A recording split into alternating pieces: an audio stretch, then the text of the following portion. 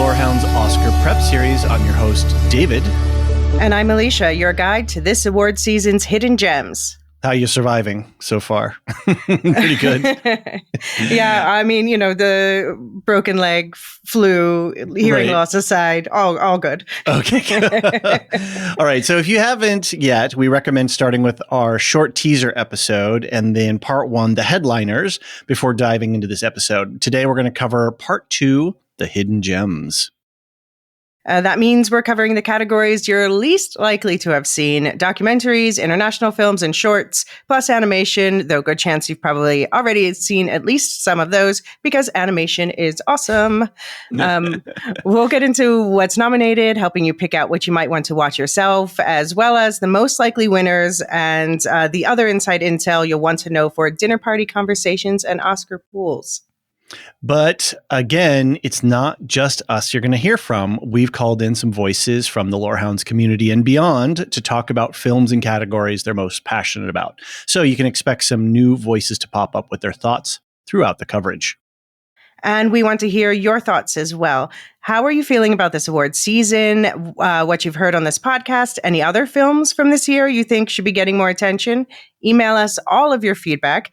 Just head over to thelorehounds.com and use the contact form, or send the email to lorehounds@thelorehounds.com. And you can also use the voicemail feature on the website. That would be awesome. We also have a fun, active Discord community we'd love for you to join. Links in the show notes. Come talk film. Yes. And for ad-free versions of this and all of our podcasts, check us out at patreon.com. We also have a new platform that we're starting to use called Supercast. It's just like Patreon, but it's built specifically for podcasters. Links in the show notes for that if you're interested in supporting the community at large, because all of your support goes to help propping up the infrastructure for our passionate group of TV and movie and book. I don't want to say nerds. Nerds isn't the right word. Just people who are curious. I'm a proud nerd. All right, there, fair enough. Geek pride. We'd also be forever grateful if you could help us get more ears tuned into this special series. So please pass this episode along to anyone else you think would appreciate some inside Oscar intel, or just leave a 5-star rating and review wherever you're listening. It really helps more people find us. Okay, Elysia, this is part two. That last part one episode was a monster. Almost 3 hours of content. But again, I think we're doing our Lorehounds duty. We're doing deep dives and absolutely lifting up the carpet and looking underneath the corners and everything. And everything you never knew you needed to know. That's right. I did catch up on a couple of Best Picture movies. Finally saw Oppenheimer. Okay. And my spouse and I watched Past Lives. All right. And thoughts on those two? Past Lives, I can see why it's a charmer for a lot of folks. I got it. It didn't hit me as hard, but I think it's just a phase thing. I'm more about I'm just in a different place of you know, keeping the mortgage payments on time and the kid coming and going to school. But I think this is a film that if, prior to my current life circumstances, I think I would have, fallen deeply in. The vibes were, what was it? Big Blue? What was that movie about the free diver? I mean, I could really see, is it The Big Blue? I think so. I'm going to just do a quick Google here. Yeah, that's the one. Yeah, it's a Luc Besson film. Yeah, so it kind of made me think about that. I'm not comparing them directly, but in the sense of lots of feels and lots of connectivity and thinking about life in different ways. So it was a really charming film, and I thought it was a very cool. The acting, man, what's her name? Greta Lee? Mm-hmm. She was incredible in that. The way that she could re-inhabit her past self and her current self just on language and cultural situation. It was so good. It was really good. And her two counterparts, they were also excellent. Awesome. But Teo Yu specifically, he was nominated for some awards for lead actor also based on his performance. And very I think well deserved. Yeah, I'm glad. It's a film I'm very glad to have seen. And then I watched Oppenheimer, the monster film that is. I can see why it's up front here, and I can see why you would have why people were saying go see it on a big screen. Right.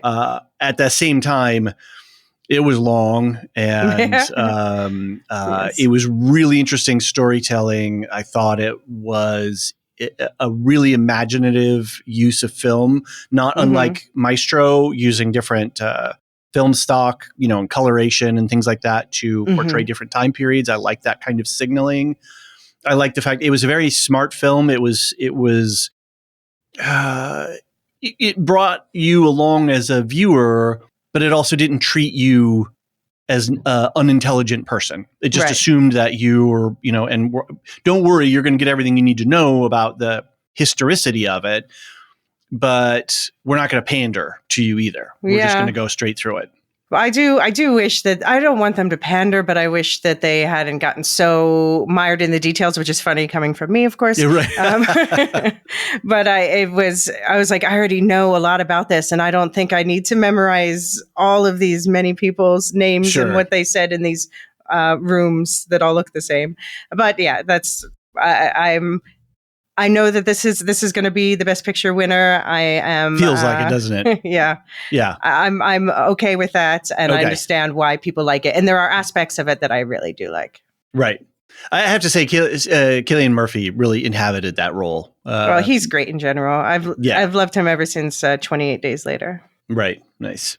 So I've been hearing a lot about The Holdovers. That's been popping up. I think Divine Joy has been around. I heard a partial interview with her on the Fresh Air podcast, I think it was. And she just seems cool as hell in real life. And I was just really impressed. So I'm like, oh, okay, maybe I really do need to go see The Holdovers. Yeah, well, she's been sweeping that award. Like, has she? Nice. Pretty much the biggest lock. Yeah. That's great. That's really great to hear. And then, people are talking about Anatomy of the Fall a lot, and Sandra Hüller being in 2 films this year, and speculation about what her, next steps are for her career. So. Yeah. And absolutely. I mentioned this in the last episode, but do watch the previous film from Justine Triet, the director of Anatomy of a Fall. It's called Sybil. Okay. And Sandra Hüller also she's in that film. She's a supporting role in that film, but it's a really mad film about psychology, and Hollywood, or, the European version thereof. Sure. Yeah. And it's just so interesting to see her in these 3 different roles, how different they are. That's what really impresses me. Just very cool. All right. So a new heavy hitter actor out of Europe. Absolutely. That's great. Great. I mean, I guess she's already a big name in Europe, but she's now known abroad, around the world. Very cool. Yeah. So if I were just between you and me, I've got Anatomy of a Fall, Poor Things, Holdovers, and Zone of Interest that I have not yet seen for Best Picture.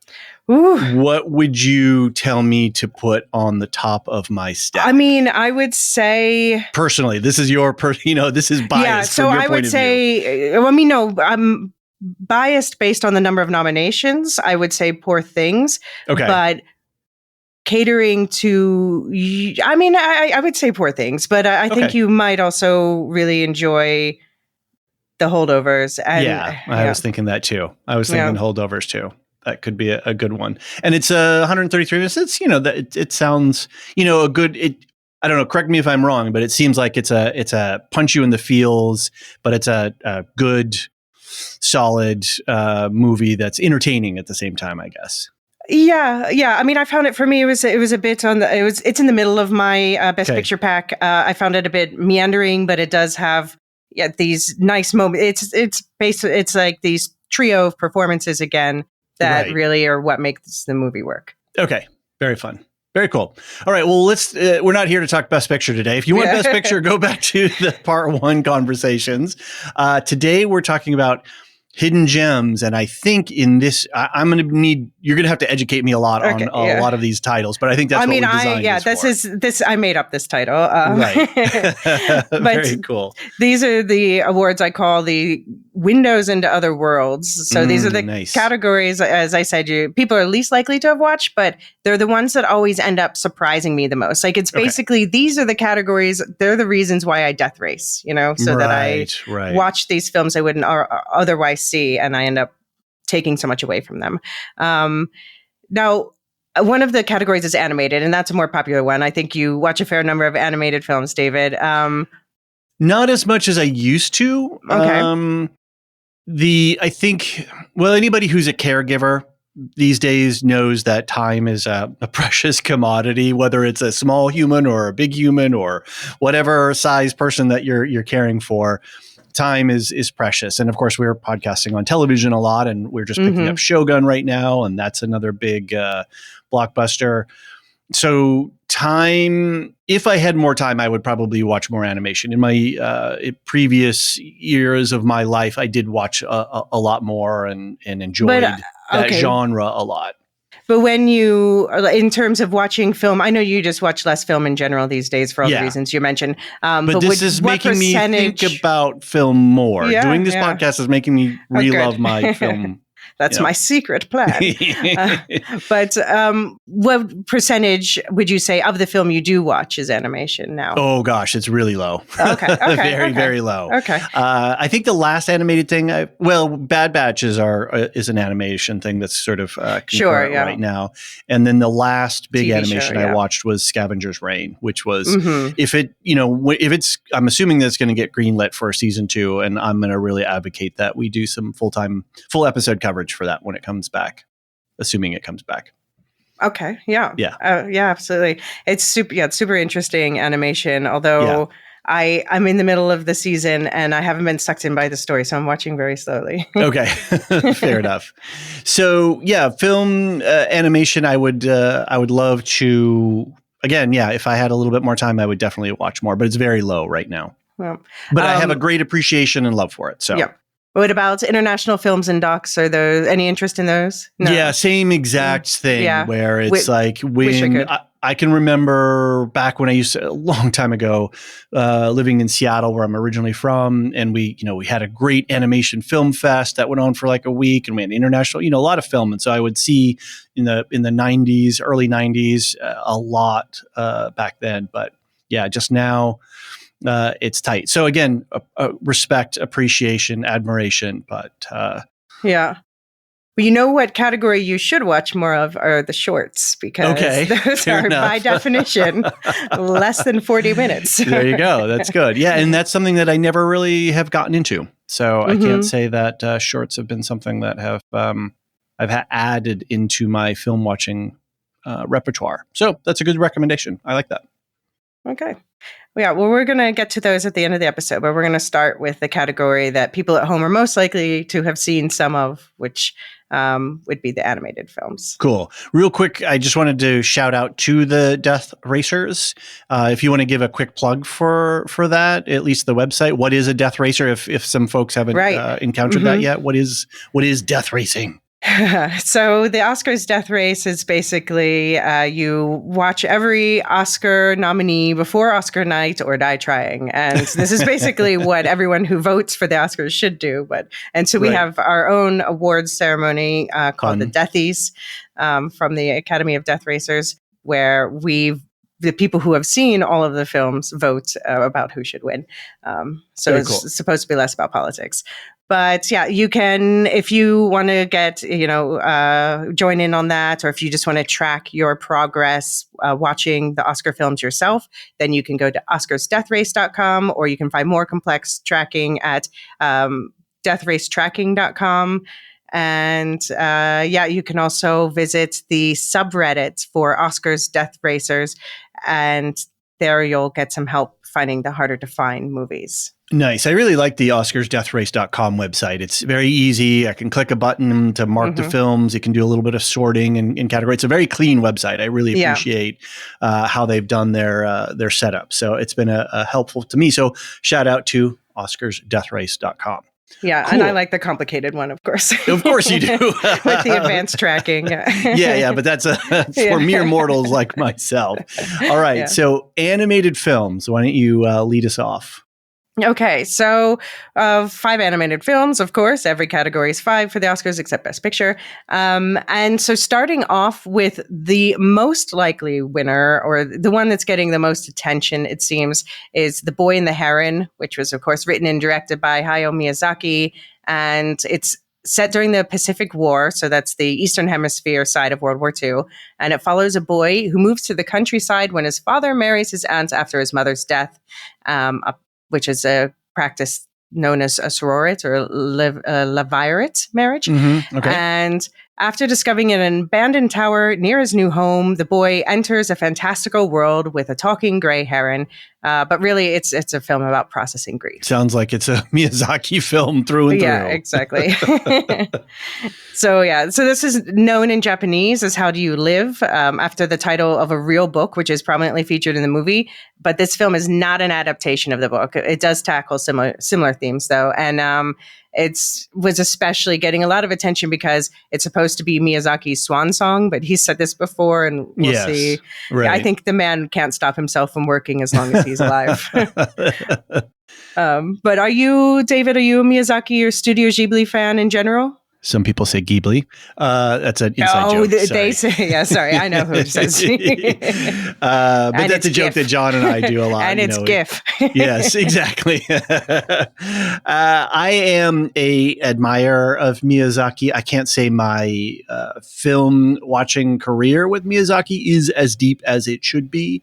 And I am, you can remonstrate, not remonstrate, that's not the right word. You can at me, I'll say it in the modern context, for not having seen A Boy and His Heron recently. It was still playing in my local not long ago. Mm-hmm. And again, it's just one of those things. If it were, the sooner it were on streaming, the sooner I could probably be able to see it. Yeah.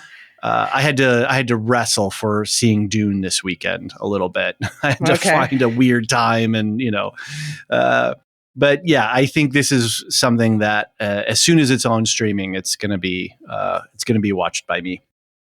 Yeah. So this and Godzilla -1 are the two toughest films to find for Death Racers right now for anyone who didn't get to see them in the theaters. Right. So yeah, Japanese films are kind of notorious for taking longer to get the digital releases out. But everyone's waiting for bated breath in these two films. Luckily, I did see them in the theater. I saw this one in the theater, which means there was only a subtitle option, and I have to admit that there was a technical malfunction that kind of marred the start of my experience. So I have to be honest about that, because maybe that put me in the best mood, because we ended up having to replay the first 15 minutes of the movie because the projection was all messed up and they couldn't get a manager to fix it. Okay. But I mean, did you try turning it on and off? Sorry. Oh man, we were people were taking turns going out, like begging them, like, do something about this. And we're lucky they restarted it. And so then the next film was starting late as well. Oh, right. Yeah.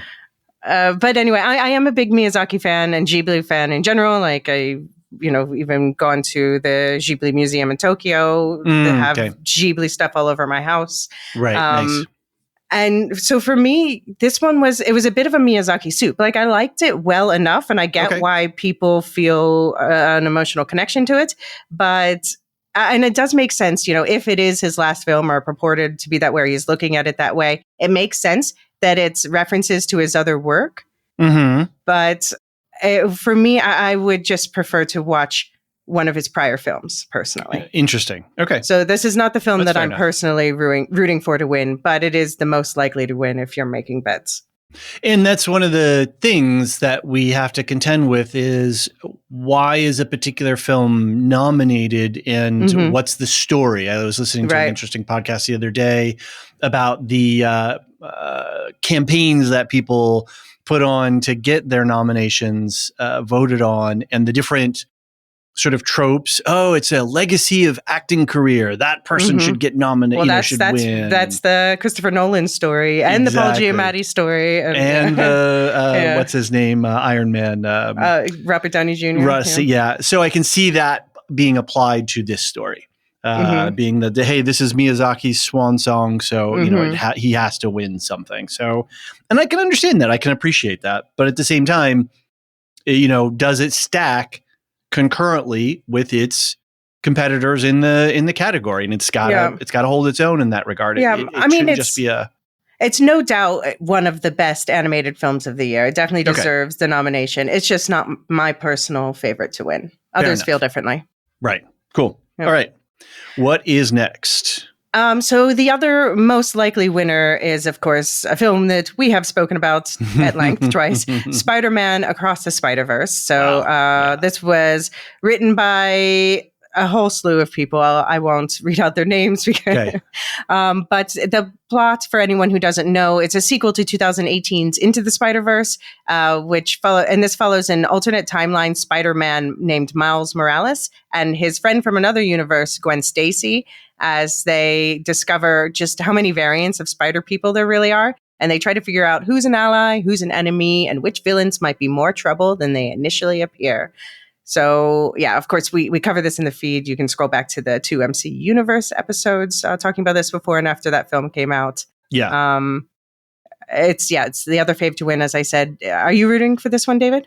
I think, scrolling through the little list here of the 5, I've not seen, this is the only one I've seen. Right. Okay. That said, it would be very hard just on the merits to challenge this film. Right. The story was clear and concise. In some ways it was simple, but you know what? Simple is good if it's done right. And when it's done right, it can be really powerful. And I think this was that. Just in the story of Miles going from a child to adolescent and taking on powers and all of that kind of stuff. The animation, I mean, like, what do you say about this film? There's not, I mean, it was incredible. It was absolutely incredible.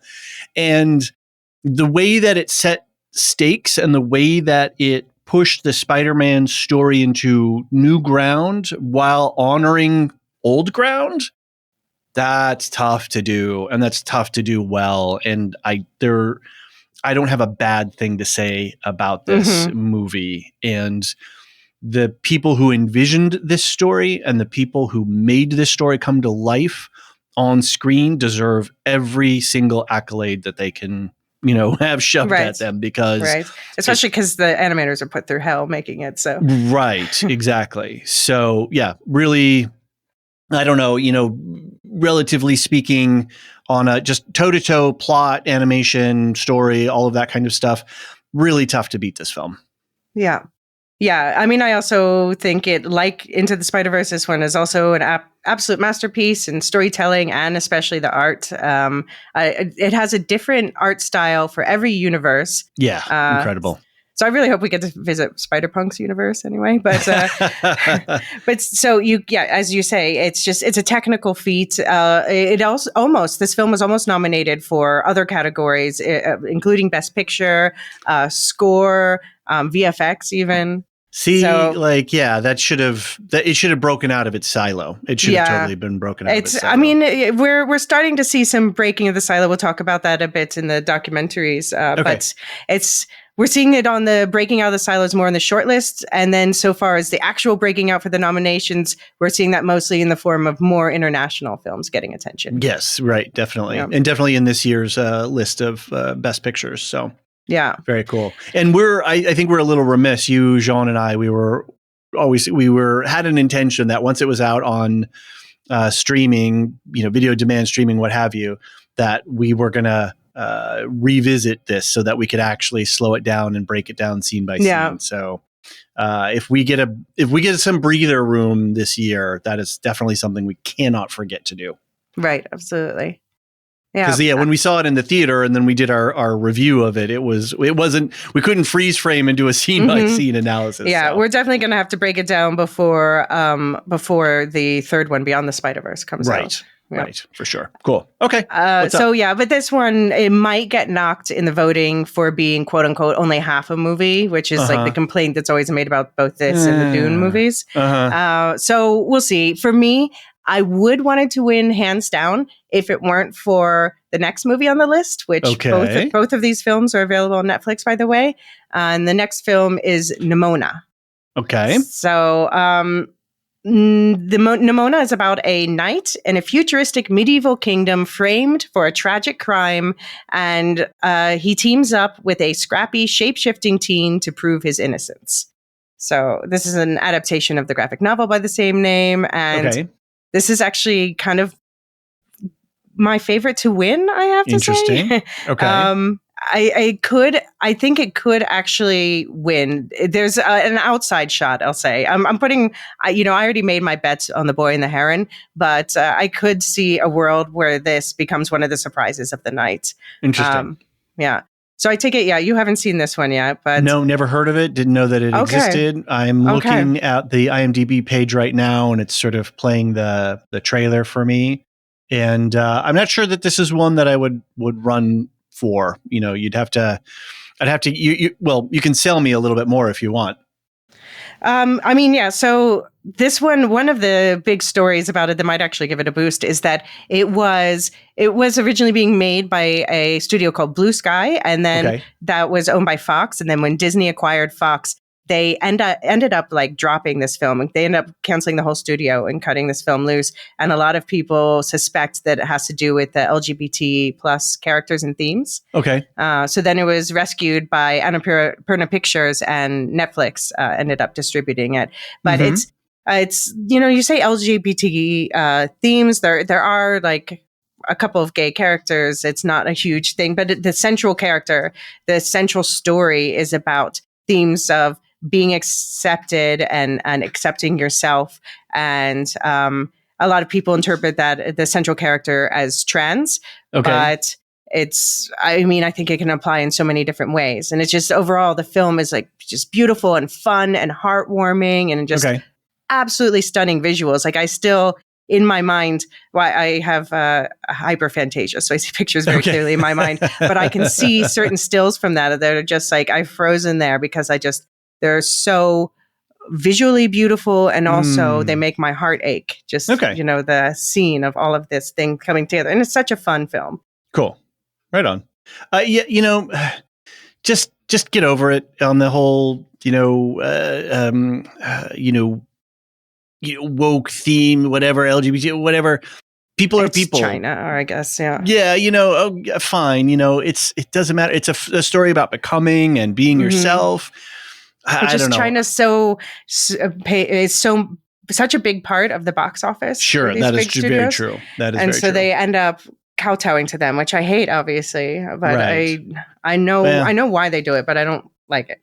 No, yeah, and I'm also just kind of reacting from the blowback from True Detective and all this kind of stuff. Just people get over it. People are people, right? It doesn't. There's no threat to you if somebody is a different pronoun than what you expect them to be. Get over yourselves. Anyway, rant over. Sorry. No, yeah. Let's bring more joy into the world and less judgment. Yeah. Absolutely. So.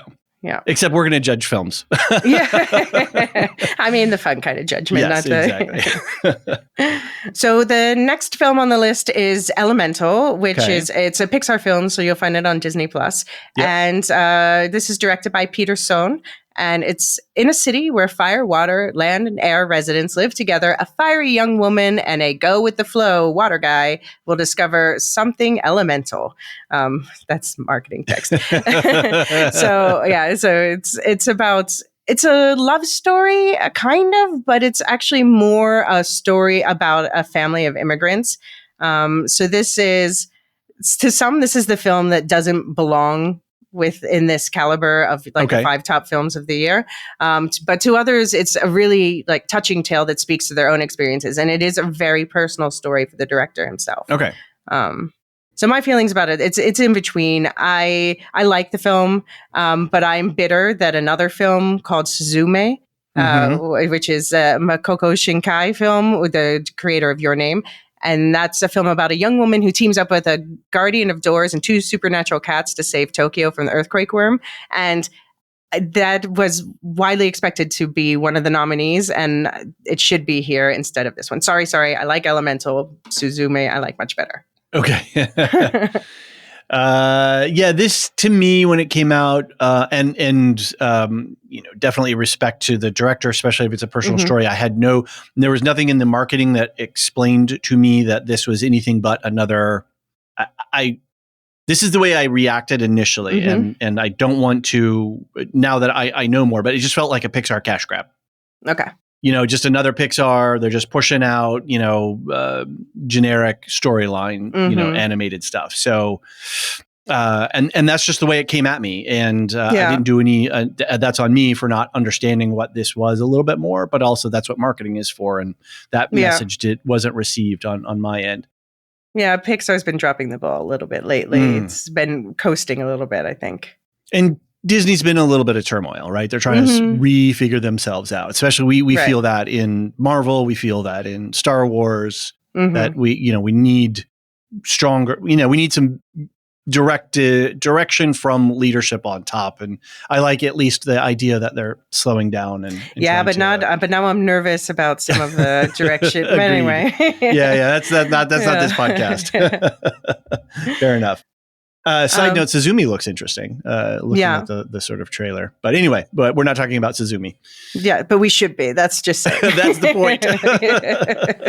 Suzumi should go on my list, right? I think so. I mean, it's a very that's more the Japanese anime style, so it's a bit weirder story. I like weird. I like cat spirits. That's what you come to animation for, is for the weird, right? Exactly, because you can do things in this medium that you can't do on film. 100%.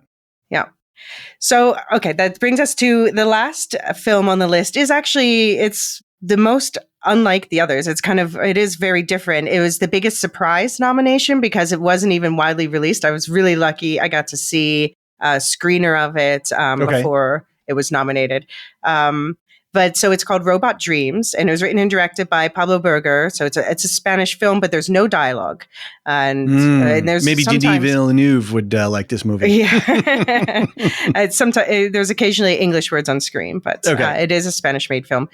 So we watched the story of a lonely dog person who ends up ordering a robot companion, and the two make each other very happy until a string of mistakes changes the course of their lives. So this film, it has a lot of hearts. I was annoyed with the decisions made by one character most of the film, but I guess that's kind of the point. Like, it's showing the imperfections and humanities and how we get in the way of our own relationships, things like that. And it has this absolutely phenomenal ending that I will be thinking about for a long time. Just to give a little hint of the vibe, somebody said that it made the perfect double feature with Past Lives, and I don't disagree. Yeah. Very cool. Back in the day, this is probably something I would have seen at the Seattle International Film Festival, because they had a whole sub tranche of animation films, and it was like almost a mini animated festival within the festival, and this is probably something I would have ended up seeing. Yeah. Yeah, no, it's unlikely to win, but it's cool that it made the list, and there's a fun reaction video of them finding out that it was nominated. Yeah, very cool, very cool. Yeah, it looks pretty fun, and it's set in New York, so I got roots there, so that's very cool. All right, as you say, more eyes on it, right? The creators get a little bit more exactly. From it. Cool. Exactly. Okay. Good.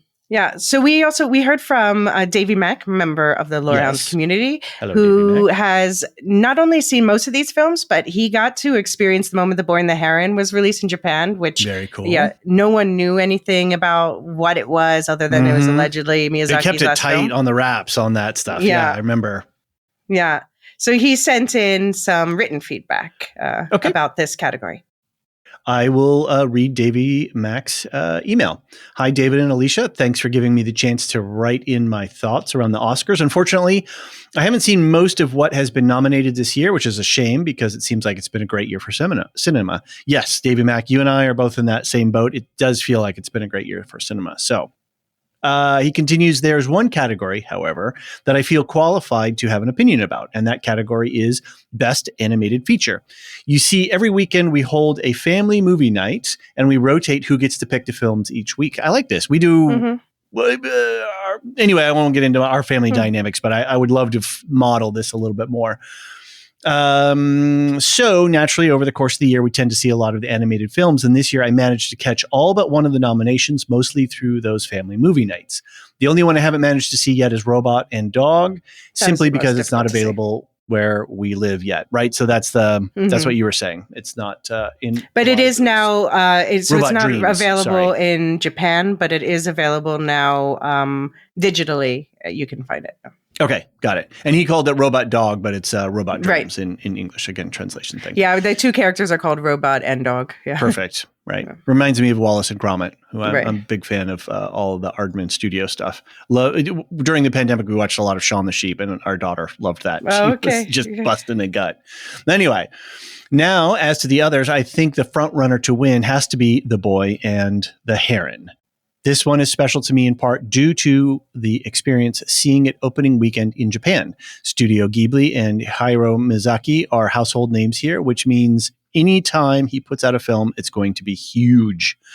And usually there's a huge marketing campaign impossible to avoid. But this time their strategy was not to market the film, like at all.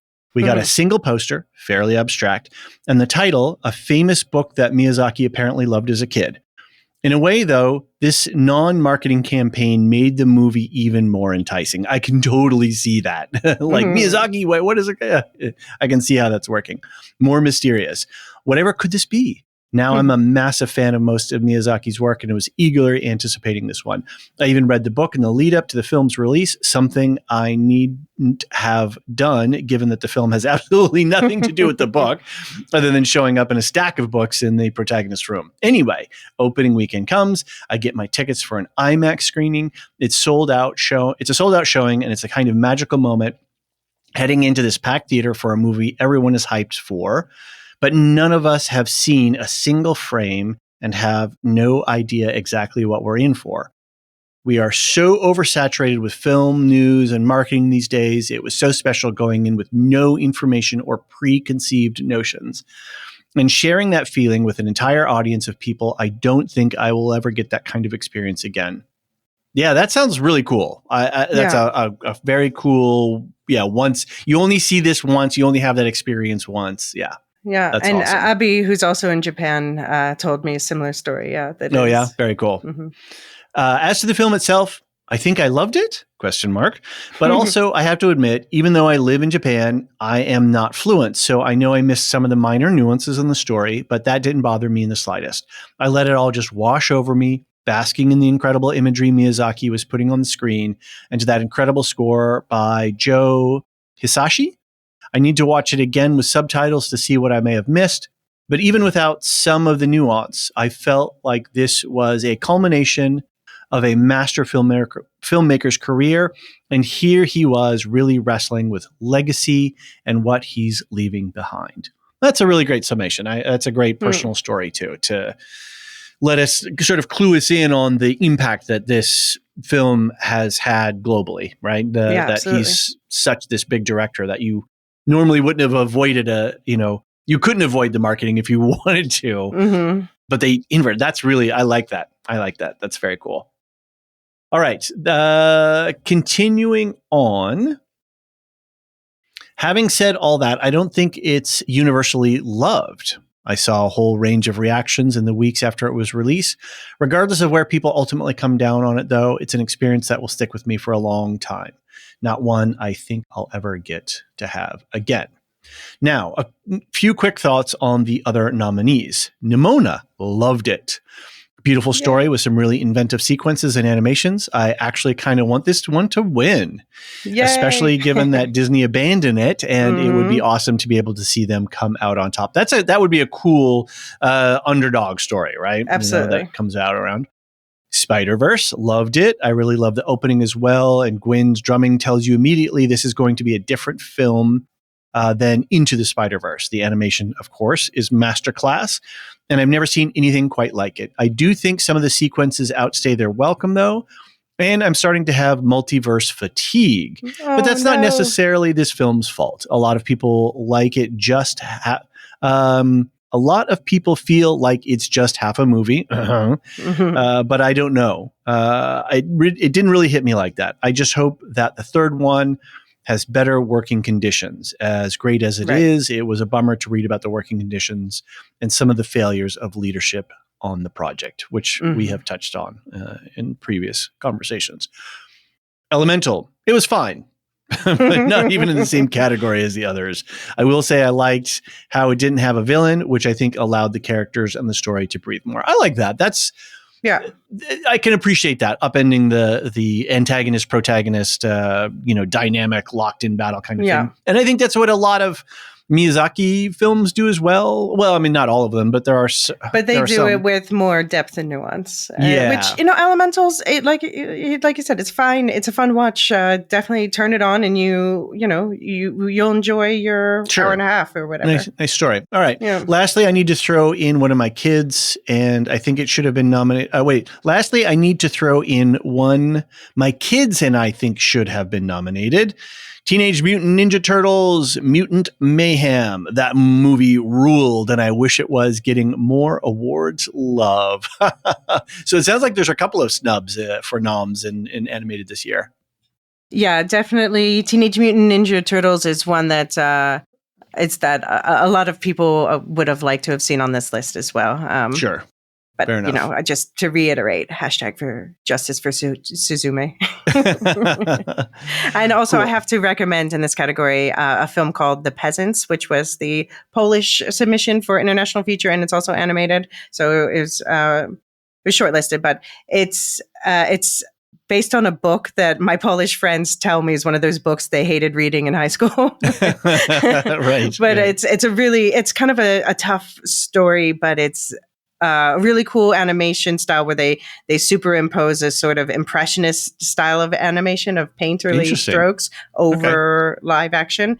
And it tells a story of a peasant woman and who's in the modern world, she would do a lot better. But in this small Polish town, she kind of creates trouble for herself.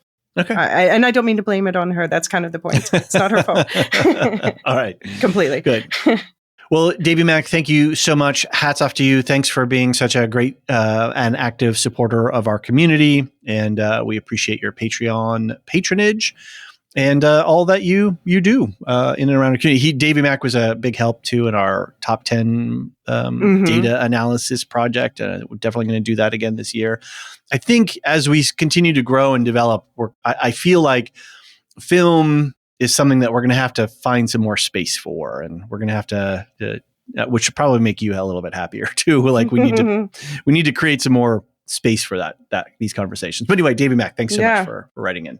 Cool. Yeah. Films, fun fact, they're about the length of 2 episodes of TV. That's good. Fair enough. All right. Let's take a quick break. And then when we come back, we can get into the international films category.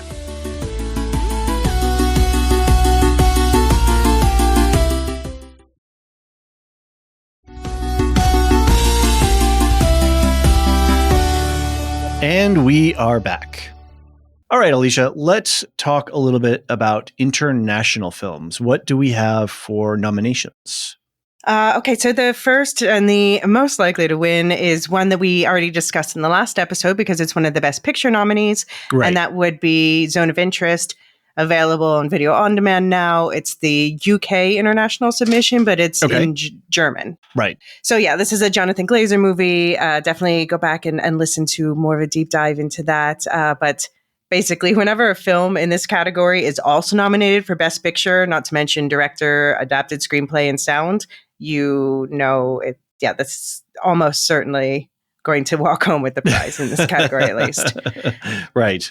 So it's heavy. I've heard more about the film now. It's making a little bit more news and about the filming technique and about the way that the story was adapted. And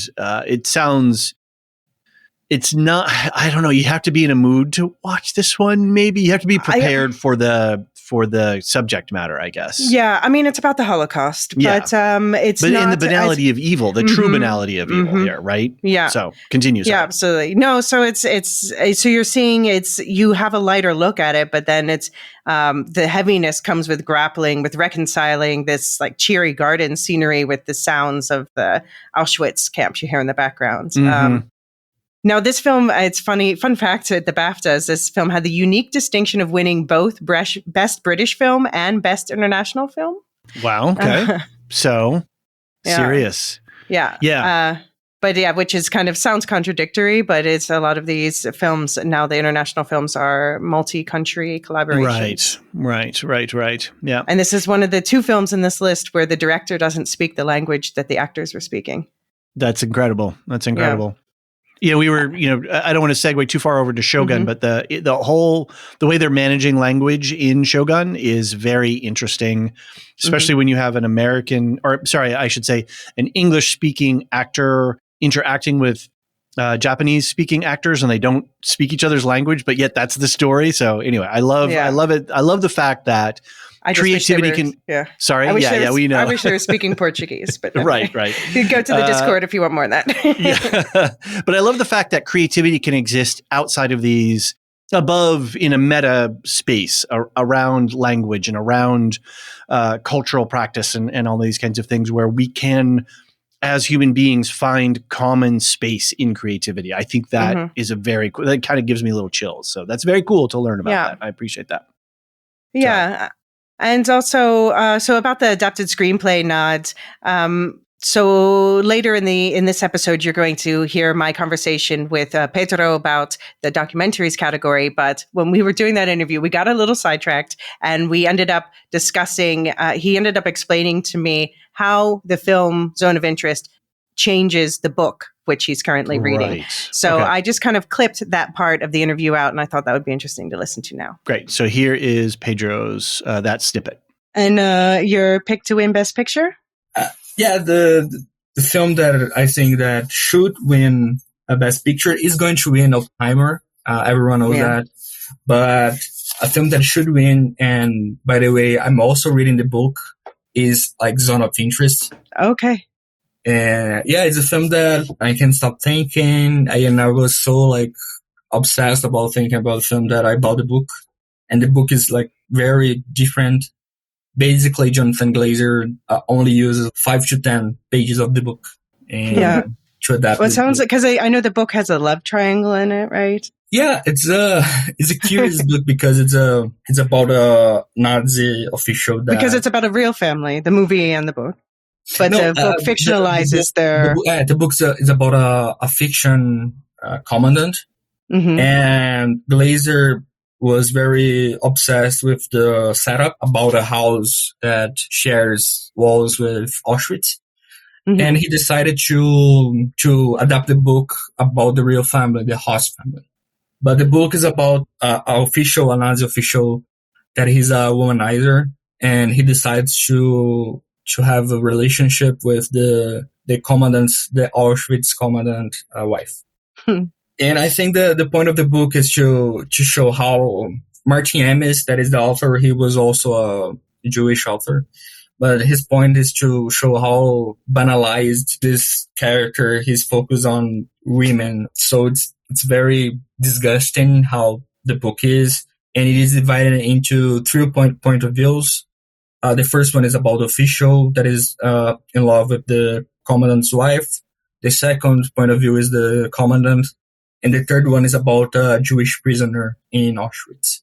So, yeah, it's a very interesting book. I'm reading it right now, and I'm really curious to see the story unfold. But you think Oppenheimer should win? Yeah, Oppenheimer will win. But you think it should win? Or you think Zone of Interest should win. Okay. I would prefer Zone of Interest to Oppenheimer. It's not my pick, but I would prefer it. Yeah, I know that Oppenheimer is your least favorite. That's I read that's true. My rankings. your Letterboxd review of it. I mean, I think it has its moments, and they're all good films, which is why they're nominated. All right. Thanks, Pedro, for that insight into the book. It's interesting. It sounds like just such a heavy topic all around. But again, like I was saying, I love that creativity can exist through and throughout.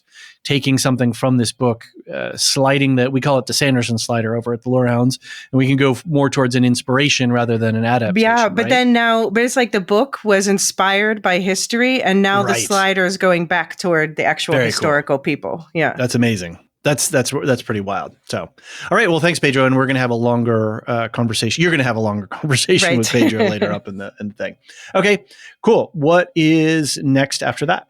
Okay, so the other, like, if the Zone of Interest weren't on this list, the film that would probably win would be Society of the Snow, which is on Netflix. This was Spain's submission, and it's in Spanish, although it's technically, it's set in South America, not Spain Spanish, not Castilian Spanish. And this is directed by J.J. Bayona and not Abrams. No, and he wrote it with others. And yeah, it's basically a hyper realistic recreation of the famous plane crash in the Andes that led to a football/soccer team to cannibalism, which ended up saving many of their lives. And this is based on the book of the same name, which was most famously turned into the 70s film Alive. Did you watch that film, David, Alive? Or how much do you know about this story? This story was around when I was growing up, for sure. When did that happen? Was that 77 when the plane crash? Or it's 76, something like that. I don't know. Yeah. I watched the movie now a couple months ago. So it was big news when when things happen, as the results of all of that story started to come out. So it was around. It's part of my cultural lexicon. I would say, I remember on the Discord, I forget who it was. Maybe it was Shane or Adrian. Somebody was talking about it and saying that it's out and it had a really high Rotten Tomatoes score.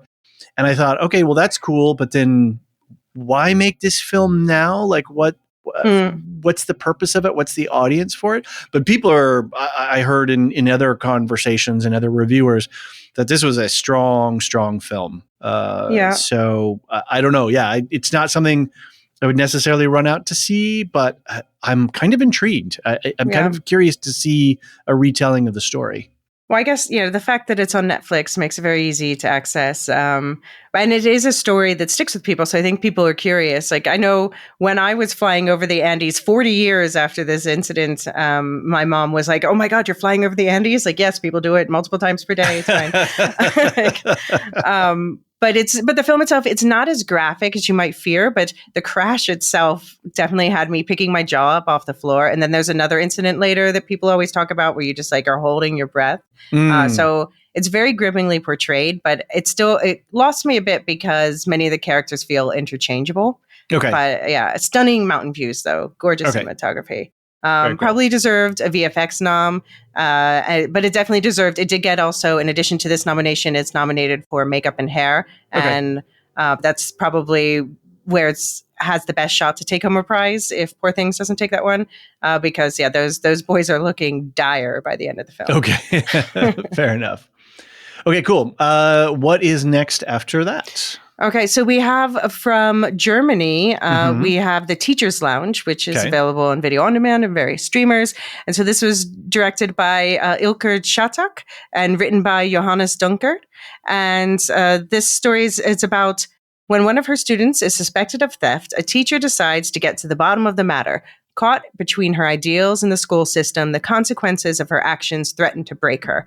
So this is kind of oddly similar in some ways to a Japanese film that I loved released this year called Monster, which Monster was incredible, and Teacher's Lounge is very good.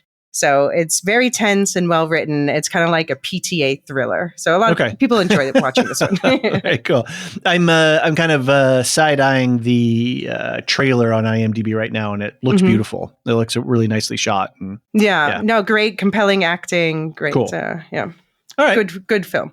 All right. All right. Next up is Io Capitano, which is in theaters now, I think, in most places. And this is the Italian submission, although it was co-produced with Belgium. And it's actually, the languages in it are Wolof and French, because it's about, it's directed by Matteo Garrone, but it's about a teenage boy and his cousin from Senegal. And they decide to leave and migrate to Europe. And so it's billed as a sort of contemporary odyssey through the dangers of the desert and the horrors of the detention centers in Libya and the perils of the sea. This was gorgeously shot. All the desert landscapes and everything like that. It was deeply harrowing, especially the imprisonment stretch of the movie is really gruesome at times. But there are touches of surreal levity. However, I have to admit, this film kind of pissed me off because the film itself or the subject matter, just to draw the line. The film itself, how the film presents the subject matter, because it's ignoring, it's presenting these teenage boys. They want to move to Europe because they think they'll become pop stars there, which is just really standard teenage story across the world, right? But it's ignoring the fact that people who make this dangerous journey aren't leaving because they think they're going to be pop stars in Europe. They're leaving because of very real present dangers. And so by erasing corruption. And they also make caricatures of some of the characters, especially the Arab characters. And it just kind of sidesteps what happens once migrants get to Italy like this. So I appreciate the filmmaking of this film, but the writing, I don't like this film. No. Okay. I would watch this film. I'm watching the trailer right now, and it looks beautiful. Absolutely. The two main characters seem really fun and compelling. And so to see them go through this kind of harrowing journey and what that does, that the whole, I cannot pronounce that word, coming of age. There's a fancy $1 million word for that. But there's a coming of age aspect to this. And it looks, I'm disheartened to hear that it wasn't as strong a film as you thought it could be. I mean, other people like it, but I just, I think it's irresponsible the way that it presents this topic. Fair enough. Okay. Yeah. I would put this on a to watch list. Okay. For sure. Yeah. Yeah. It's gorgeous. Yeah. Okay. What is next? So we come to the last film in this category, and it's appropriate we do this one last because a lot of people are choosing to end their death race on this film because it's just like a really pleasant but touching film. So it's one that I liked more than I expected. It's Japan's submission called Perfect Days, available on video on demand. But it's directed by Wim Wenders, which is a German director. So this is the second one on the list that was the director didn't speak the language that was being spoken on film. Interesting. Okay. But it was written with Takuma Takasaki, so that helps him get the Japanese side of it. And basically, it's about a man who he manages the cleaning of Tokyo's impressive public toilets and as for a living, and he loves to listen to classic rock on cassette tapes and follow his daily routine. But then he shapes and is shaped by the people he interacts with from his past and present. So it's one of those impressionistic ones that's a little hard to describe. So, which is why I was surprised how much I liked it. Basically, the story behind the making of it is Wenders was invited Wenders does a lot of documentaries, and he was invited to come see the Tokyo toilets to possibly make some documentary shorts about them.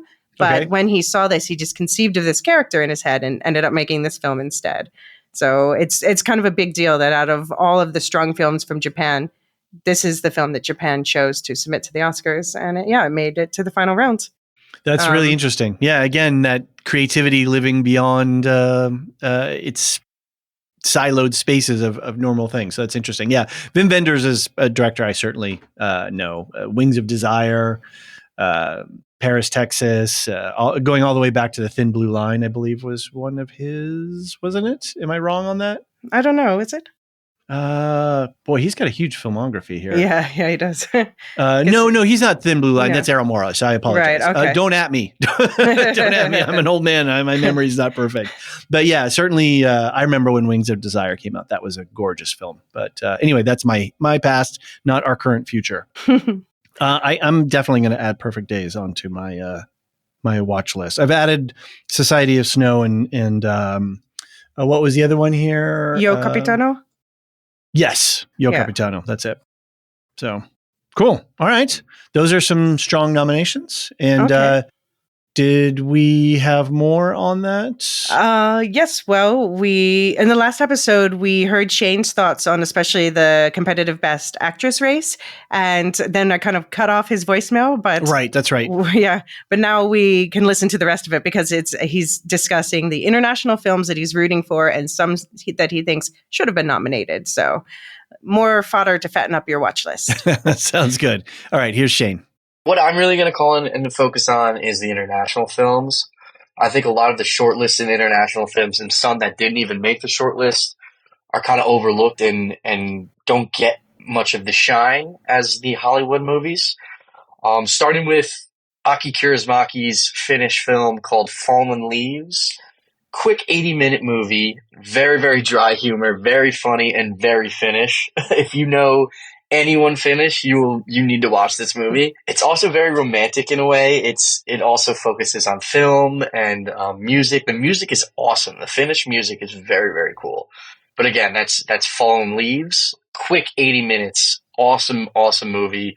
Might not be for everyone, but is very, very dry humor. So if you have dry humor, I think you'll like that one. Another shortlisted that is probably the most romantic movie of the year for me, and that's The Taste of Things. I think Past Lives is a different kind of romantic movie.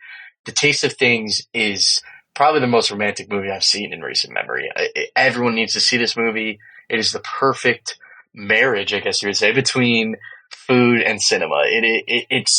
It's true art. You need to see this movie, and that's called The Taste of Things.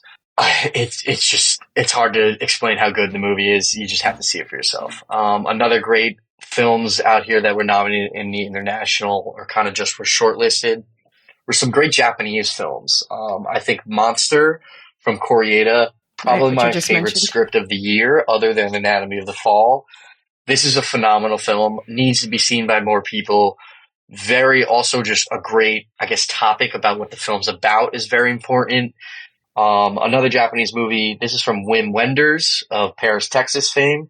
This is called Perfect Days. This is an incredible movie. It tries to make you appreciate the little things in life, like walking out of your house or apartment and that first beam of sun hitting your face and that warmth you get. This movie almost made me want to quit my white collar job and just live. This is an amazing film, and this is called Perfect Days. Amazing music. Easy watch, such an easy watch, and it just makes you appreciate life. This is a great movie. Along with Perfect Days, another Japanese film from Ryusuke Hamaguchi is Evil Does Not Exist. I'm not sure if this has been released yet. I saw it at the film festival, New York Film Festival, but this was another amazing international film. I think you might see it more so this year in 2024. Incredible movie, great soundtrack, and just about the environment and the setting of Japan, just a beautiful film. Another Japanese movie, Suzume from Makoto Shinkai. This is an animated film. It was not nominated. This is another incredible movie. I think it has this, something that it does that other people just can't seem to grasp, the way he directs his movies. I think he is the successor for Hayao Miyazaki. He's not Studio Ghibli, but once Miyazaki does retire, the big name you're going to see is Shinkai. He's going to be the next guy. He's the prestige animator coming out of Japan. And I think to just finish this off, I think another international film that everyone should see, this is another subtitled film in German. This is called The Zone of Interest. I'm sure many people have heard of it. It's Jonathan Glazer's new film. Hard to describe without seeing it. An incredible movie. Jonathan Glazer is a true auteur, one of the few we have left. And this movie is unbelievable. I can't begin to explain how good this movie is. The staying power for this movie is going to be insurmountable. I think you're going to see it being played in colleges. You're going to be seeing it played in high schools. This is a movie that's going to stick around. And I think any other here, this might sweep. This is a truly interesting film and not an easy watch, but extremely important. And everyone should really see that. I think the way I do it with international films is I follow the directors. A lot of these countries have incredible directors, not just Hollywood. So if you find like the great directors out of Japan, Korea, India, Germany, France, Denmark, Norway, there are amazing directors outside of the United States. And that's typically how I find my international films, is I follow the directors. I really think it was a great crop this year. Society of the Snow, another great movie in the international field. It's just, if I'm going to focus on a few movies, it's going to be Fallen Leaves, Monster, Taste of Things, and Perfect Days. These are movies that cannot be missed. And again, I just want to thank David and Elysia for having me. This is my Super Bowl as well. I kind of went over. I went a little long, but again, there's a lot of great films out there. The Teacher's Lounge out of Germany, another great one. Just open your mind to international films. You'll impress your friends. You don't want to just be the guy or the lady who watches Hollywood movies. Expand your horizons and watch more movies from across the pond. But again, thanks for having me on, guys. Have a good one. Thanks, Shane. That's a lot. I appreciate you. Say you went long. That's a very Lorehound sort of hallmark. So I appreciate your insights. And God, he talked on so many things. I was trying to scratch out some notes of things to react to, and I ran out of room on my little piece of paper. Yeah. So to summarize, it seems amongst the nominees, his favorite is Perfect Days, which I understand. Although, of course, the zone of interest, as he said, is going to have real staying power. That's something. That's an interesting take, and I don't think he's wrong on that. Yeah, and I also completely agree with most of his takes, almost all the other films he mentioned. So, the Finnish film Fallen Leaves is indeed charmingly Finnish with a deeper layer. The Japanese film Monster, I already mentioned, it tells a complex story about bullying in a captivating way with shifting perspectives. So it's definitely one of the best scripts of the year. I already raved about Suzume enough, and Evil Does Not Exist. It's being released in March, both in the Netherlands and the US, and I've heard nothing but raves, so I'm looking forward to that.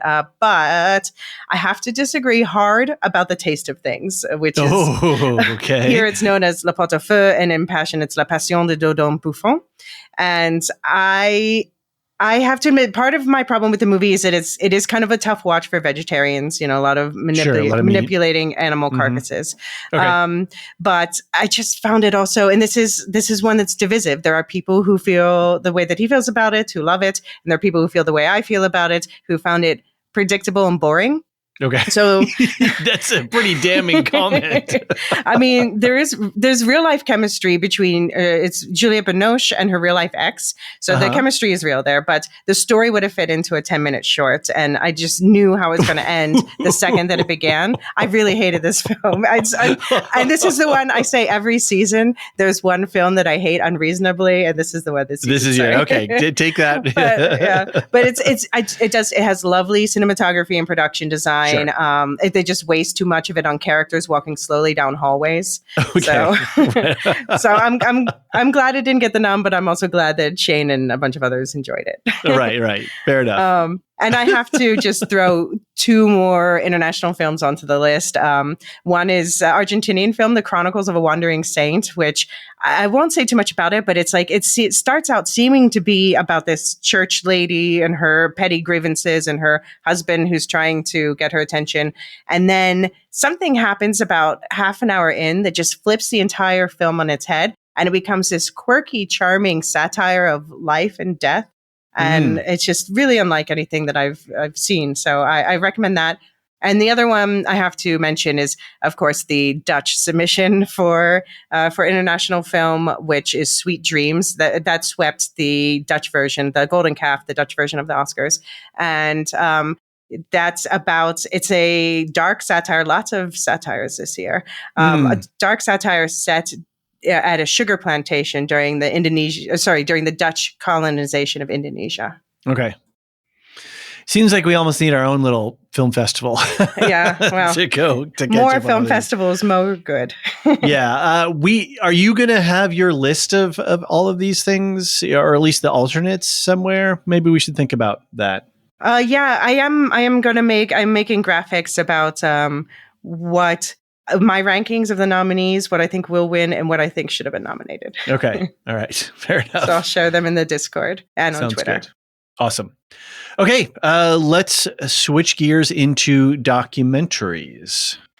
Yeah. So we're going to get a little bit heavier for a moment. This year's batch of documentaries is a doozy. I talked with Brazilian documentary producer and film critic Pedro, and you already heard from him a little bit ago talking about the Zone of Interest adaptation. But here we get into the full documentaries category, and he throws out some other documentaries that he thinks are worth your time looking up. But yeah, we start with a content warning. So right. And I haven't had a chance yet because of production things. I haven't listened to all of this yet. So I'll be listening to it after we finish this recording. So, but here we go. Here's our interview with Pedro, your interview with Pedro. All right. And we are here with my fellow death racer, Pedro. Hey, Pedro, how are you? Please tell everyone a little bit about you and your great love of movies that I know well. So, hey guys, thank you so much for having me. I'm Pedro from Brazil. And yeah, I love movies since I was a little kid. My mom used to take me to the movie store to rent out movies. And I fell in love with them. So yeah, still today, I still love them. But you have a special love for documentaries, don't you? Yeah, I do. I'm a film producer, and I fell in love with docs. I saw that docs were more than just telling the truth or true stories. It was like a very experimental genre where you could do animation, you could mix up with fiction, you can do a lot of things in the genre. Mm-hmm. So I produce documentaries. I have a production company called Zaria. I'm also a International Documentary Association member. And yeah, I love the documentaries. Yeah. Would you, we'll talk through the 5 nominees individually in a second, but how are you feeling about this category overall this year? So I think that 2023 was a weaker year for documentaries than 2022, because 2022 was like so strong. We had so many great movies, great films. We have like, we had like a lot of great films. We're going to talk about some of them. Some great ones were nominated or were in the shortlist. So yeah, I feel that one thing that I love about this category this year is that all of them are international films. So it's very important. Yeah, it's very important. But it does. It feels like an especially heavy year in terms of topics. So just general content warning for this segment. We're going to be touching only lightly on, but we're going to be talking about films that cover war, rape, Alzheimer's, and religious zealotry. So just so you know that up front. But I think that it's documentaries, this category, it reflects our world. And this is reflecting last year, sadly. Yeah, for sure. I feel that after pandemic, instead of being lighter and being more gentle with each other, we are kind of getting lost in wars and all kind of problematic topics. And as you said, like documentaries reflect that. So last year we had like a lot of conflicts. We had like still the Ukrainian Russia war. Right. So let's start with 20 Days in Mariupol. Okay. So yeah, it's directed by I'm sorry, I'm going to probably butcher his name. Mstislav Chernov. Yeah, he's Ukrainian, and this was filmed on the ground during the siege in Mariupol in 2022, and it's a sobering, very graphic footage. You will see a lot of dead people of all ages, and I mean all ages. So yeah, this was definitely the most difficult watch, but it's the one everyone says it should be watched because this is covering events that are happening not only in Ukraine, they're happening in many places in the world right now. And this is a documentary saying we need to look war hard in the face and ask ourselves, WTF are we doing to ourselves and each other? Yeah. What were your feelings about this one? I had some friends that watched it and said like, oh, I felt it was like uncomfortable and it would be exploitive. I had a friend that called it exploited. And I don't agree at all with that because war documentaries exist since the world is a world, since we start to making documentaries, because we fight with each other since the beginning, since the Cain fighted Abel in the Bible. So since the world is world, we had wars, we had conflicts. So this one is, for me, it's more important because it's very important because it not only talks about Ukraine, but also talks about the importance of media during these conflicts. We are seeing how important media is today, how the press is important. And we are living through a time that a lot of journalists that are being killed in Ukraine are being killed in Palestine, in Israel, in a lot of places. So this film kind of reminds us of that. Chernov was in siege. He was amidst the conflict. He was really a part of it. Yeah, why that's one of the things that makes it so breathtaking. And there are some, as you said, there are some scenes that are very unbearable. You can like face the screen. It's a very raw film. Yeah, but also it's important. Yeah, it's a tough watch. I can say that it's a tough watch. But unfortunately, it captures something that's also real, and it's an important, I think it's an important time capsule of that hopefully we'll look back on in the future and think was brutal. But to be honest, as you say, we've been engaging in war since the dawn of humanity. So I think the media indeed has a role to play in showing the horrors so that people who are driving these wars are a little less flippant about them, let's say. So this is the presumed front runner. Would you agree? Yeah, it's the front runner. It's the only film that it's nominated for the Oscars, and it's also nominated for the PGA Producers Guild Award of Best Documentary Feature. And it won the BAFTA, and it won the Audience Award at its Sundance premiere, and a bunch of other awards. Yeah, it's important to say that it premiered at last year's Sundance. Sundance is the main festival for... Right, a lot of these came from there. Yeah, documentary, the winners of Best Documentary Feature at the Oscars usually premiere at Sundance. So 20 Days Miracle technically will follow that statistics. Yeah. And if you want to watch this one yourself, is it available on PBS in the US? Yeah.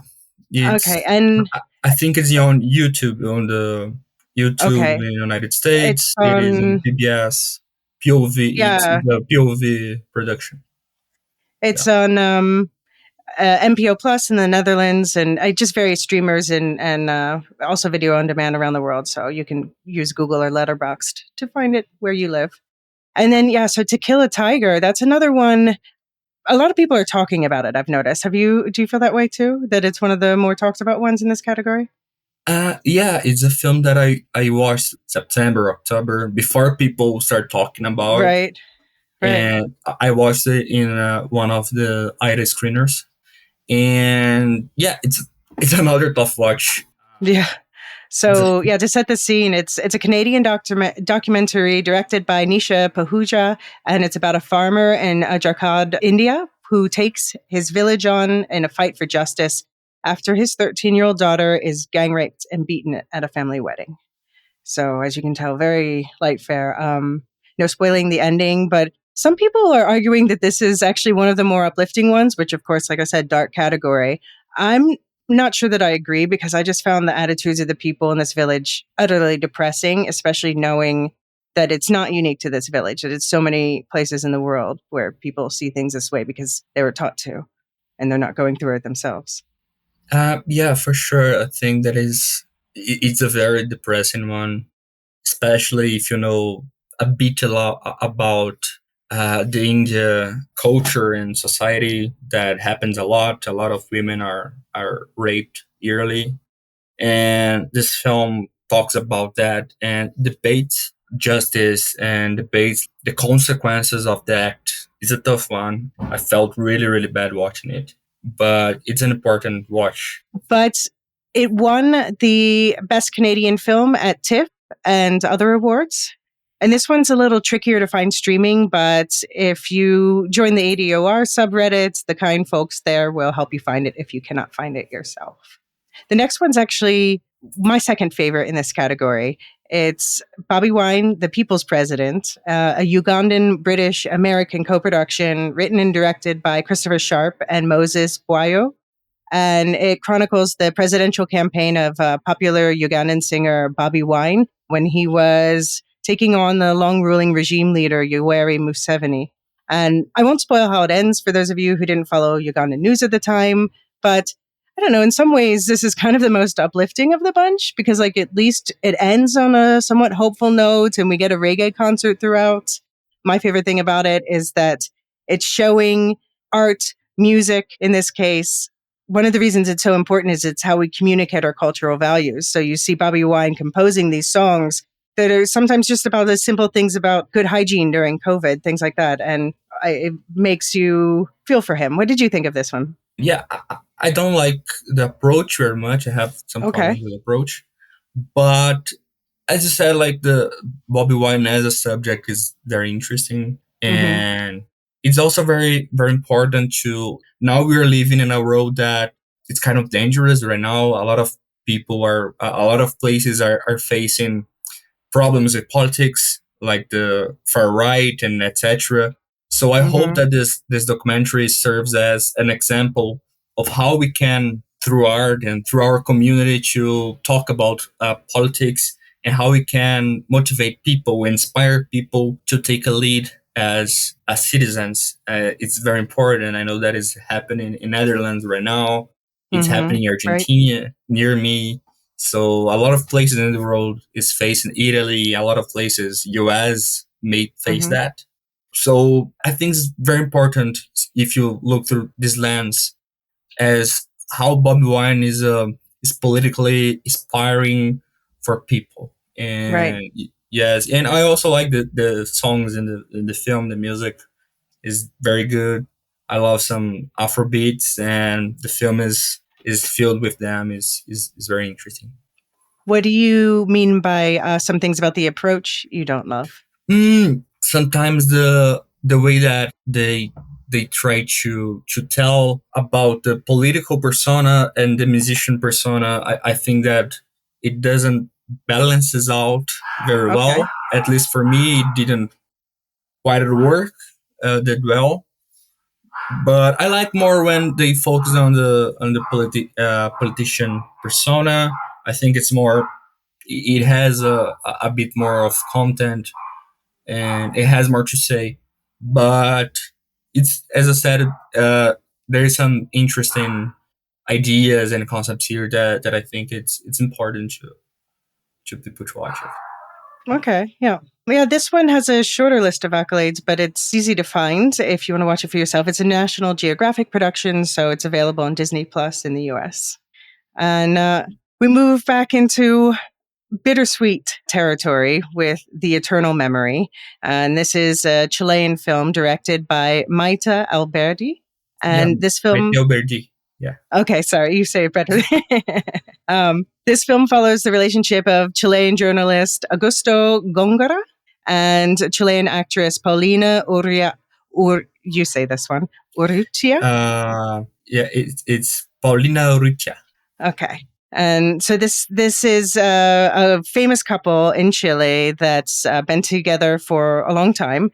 And this film follows them picking up about 8 years after he was diagnosed with Alzheimer's disease. So it's this beautiful, heartbreaking mix of, like, you see what a great love they have, and then you see him trying to cling to his memories and them slipping away. But it's still, he's a lot of people I've known with Alzheimer's say there's a temper that comes with it, and you don't see that as much with him. You see him get frustrated with himself, but he's still such a laid back guy. What were your thoughts on this one? Yeah, this is my second favorite in the bunch. Okay. It's one that I was really looking forward, because I'm a big fan of The Mole Agent. That is Alberdi's last film, which was also nominated for the Oscars. And this one, and again, she talks about elderly people in Chile. And this one is very interesting, because I think that most people talk about their love, the last moments of their love, and etc. I think that it's beautiful. But what I think that is, like, the most beautiful aspect in the film is how it talks about memory, not only his memory, but how it's interesting, because he was a journalist during the 1973 Chilean dictatorship. Right, true. That's in that as well. Yeah. Yeah, which was governed by Augusto Pinochet, which was like a bloody, a very violent dictatorship in South America. So he carries that aspect, that area of being someone that kept Chile's memories during that time, because as other dictatorships, the press was very censored and suffered a lot of threats and a lot of things, and he kept that memories of that time. And it's very interesting, the dichotomy that Alberti brings in the film, of how someone that is so valuable for Chile, how someone that has so many memories of that time in Chile, is now someone that is so vulnerable, is so can't remember nothing, basically. And also about Paulina, she was like a very famous actress that was seen as someone that is powerful as someone that is empowering example of a woman that always was like that model, and now she's like basically she's responsible for taking care of it. And I think that's very interesting how Alberti presents that. It's well balanced. It has a very sensible touch to the story. And yeah, I think it's beautiful. I cried many times watching it because, as you said, a lot of people get frustrated when they have Alzheimer's, dementia. But I think that when you watch the film, Augusto only wants to live the last moments he has with Paulina. That love is so pure that he just wants to enjoy it. And yeah, and his books. It's a very beautiful film. It's very, very beautiful. And his books. I think that scene, I won't spoil the scene, but there's a moment with his books that for a lot of people is the most heartbreaking. But the film did win the Grand Jury Prize at Sundance. So again, the importance of Sundance and bringing these onto the market. And you can watch it yourself on Paramount Plus in the US or video on demand elsewhere. And this brings us to our last film. I think it's both of our favorite film. Yes. And it's Four Daughters, directed by Kauthar Ben-Hania. And it's tough to talk about the plot because I don't want to spoil it, but I think I called it on Letterboxd like Nathan Fielder meets Little Women with a, with a dark side. And so basically you have, this is another one I didn't realize. I didn't know these women because it's a Tunisian film and I didn't realize that these were famous women in Tunisia until the very end. So it won't spoil that because you just kind of see their family life unfold. Only there's four daughters, but only two of them are present and they don't explain until the end why that is. And the other two they have played by actors. So it becomes this weird meta reality, but where they have hard looks at, the two daughters and especially the mother, hard looks at how they've treated each other over the years, the things they've done to protect each other or that have only hurt each other. It's just a very complex film. Why do you love it? I love how you describe it, like Nathan Fielder meets Little Women. But I would add Cinedoc New York, that I know that is a big inspiration for Nathan Fielder. It's a Charlie Kaufman film, and maybe meets Abbas Kiarostami. But yeah, it's a film that I love it because I love hybrid documentaries. Hybrid documentaries are films that mix documentary, nonfiction films with fiction, with acting, with any kind of poetry, dance, any kind of different media to compose a documentary film. And in this one, Kauthar Ben-Hania's use actors, but also the two remaining daughters, they play themselves. And I love how their acting is also a work of reflecting each into their personality, into their sexuality, into who they are, and how they treat their mother and how they were raised. So it's a very complex. It's difficult to describe. Yeah, and you don't know where it's going. Yeah, you don't know. And when you don't know like where their two other daughters are, and Kauthar reveals it for you, it's very striking. I was very heartbroken. Yeah. I was sad. I was infuriated. And but they build it up where you're like, oh yeah, it has a momentum. Yeah. And when it heated, I was like devastated, as I said. I was like, how a mother would feel that way. And you understand like the mother figure is so complex. She's a very complex. Sometimes you love her, sometimes you hate her, sometimes you think she's the best mom in the world. Sometimes you think she's the worst mom in the world. So it's normal. Yeah.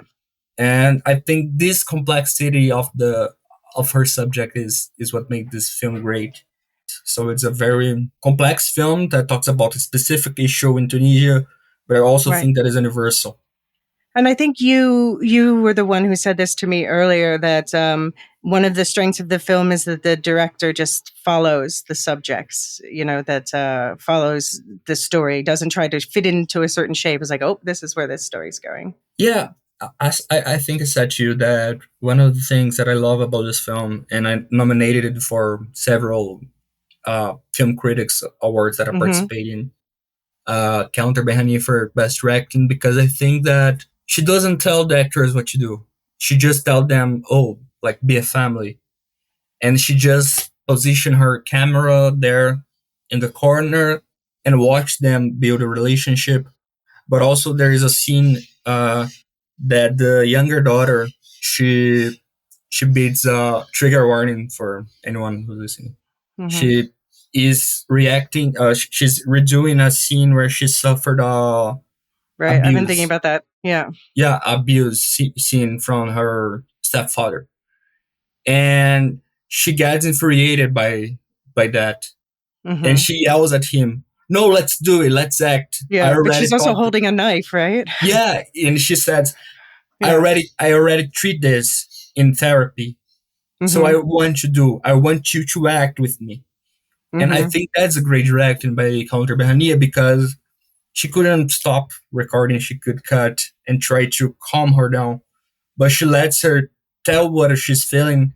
And after that, she cut, and we understand that women went through a lot of things in their lives. And it's interesting, in some of interviews and podcasts that Counter participated, she said that she started producing this film in 2016. Which was the year that it happened, the situation happened. But she said they weren't ready for doing this film, and I couldn't understand what kind of film I wanted to do. And the first thing she did was to put the women in therapy, to work with professionals, to understand what they were feeling, what we were through, so they could be like comfortable to talk and to relieve all their things. So I think this is an important film to understand how directing and how acting is important, but also about psychology and about how the world is getting messed up. Yeah, because it starts on a very personal level and it works out to a very societal level. Yeah. The end is, I think the end is very strong. And this film is very important also because it participated in the competition in last year's Cannes Film Festival. And it has been like 20 years that a film didn't participate in the competition. And this one participated. And yeah, it's very important to have documentaries occupying these spaces and being competitions. So yeah, I think that was a very good film. This is also one of two documentaries that were shortlisted for the Oscars. So the shortlist, for anyone who's not aware, it's basically within like the documentary branch. In this case, the people who are members of that branch will, put their submissions for who they think should be nominated, and then they'll narrow that down to a short list of, was it 15 for docs? Yeah, 15 documentaries, 15. And then from that, they'll vote on the 5 that will be officially nominated for the Oscar. So this one was shortlisted for both the docs and the international film, and one of 2 documentaries shortlisted for international film. The other one being Mother of Lies, which I know you and I both liked, but I don't know, do you think it was too similar in premise to this one for both to get the nod? I would also like to add that 20 Days Miracle was also in the international. Oh, sorry. Yeah. Okay. Sorry. My bad. Thank you. No problem. Sometimes I forgot that it was too. Yeah. But The Mother of Lies, it's very similar to. It was in Cannes also. It premiered Cannes last year in the Uncertain Regard. And it's similar, but rather than acting, it's rebuilding. It's about revolution that happened in the 70s in Morocco, and they rebuilt their village. A woman, the director, she sit down with with her family, and they talk about their family during that revolution. So yeah, it's very similar, and yeah, I enjoy a bit less than I enjoy For Daughters, because For Daughters, like, my top 2 documentaries of last year. But The Mother of Lies. What's your other top one? My top one is a Colombian documentary called Angel 69. It's about, the director describes it as a trans film. Okay. It's a film that is also hybrid. So it's a fiction, but it's also a documentary. So you can see that I really enjoy hybrid documentaries. But The Mother of Lies also think that it's a very impressive directing. And the director of the film, she won the award for best director. And yeah, it's impressive. Mm-hmm. And they use these little like doll puppet things to tell the story. They use puppets. Yeah, they use puppets. Yeah, that one I also really liked, but I gave that one 4 stars and I gave Four Daughters 5 stars. And yeah, if you want to watch Four Daughters and judge for yourself, that's available basically on video on demand. So, Pedro, what other docs do you wish were on this list? So, yeah, I don't know if you like this one. It was treated as the front runner during a long time, but it was American Symphony. I think it's a very good film. Because I was mid on that, to be honest. Yeah, I'm a big fan of the director, Matthew Heineman. I think he was the responsible for making me love documentaries. I recall watching his film Carterland when I was 12 years old, and I was really moved by it. Right. And since then, I'm a big fan of him. And I like Jean-Baptiste, the subject of the documentary, and he did have a song nominated for best song. So yeah, he's nominated for best original song. And the film basically is about him, his career, and his personal life while he was winning Oscars and Grammys for best album of the year. His wife was treated for cancer. Okay. But yeah, I like this one. Another one that I really enjoyed is called 32 Sounds. And right. I can't wait to see that one. Yeah. It's not available. It's very hard to, you have to basically be lucky enough to have a screening near you in most cases. Another one that I really like is Claire Simon's Notre Corps, or Our Body. Sorry, guys. Okay. Sorry, guys, for my French. I'm not French. And it's a film that talks about the treatment for women's health in France. And it's a very long one, but yeah, it's very interesting. And the last one, sorry, Lisa, I talk too much. No. And the last one I want to shout out is Menu Plaisir et Togro by Frederick Wiseman. Frederick Wiseman is like a legend, a documentary legend. And last year at Venice, he released a 4-hour documentary about 3 stars Michelin restaurant.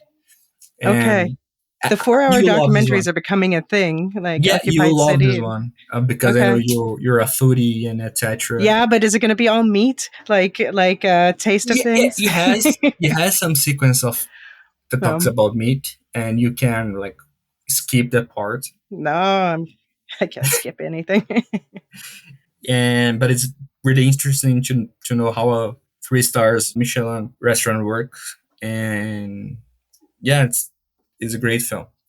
So yeah, these are some of the films that I enjoyed last year. Best documentary. It's for daughters. If I could pick. Do you think it has a chance? Yeah, I don't think it has a chance. I think that 20 Days in Mariposa is going to win it. Yeah. Well, thank you so much for taking the time to talk through all these documentaries. And yeah, I hope we tried to keep it as light as possible, but yeah, it is a worthy lineup to watch. So I encourage you guys to do that. Yeah, well, thank you so much. Bye.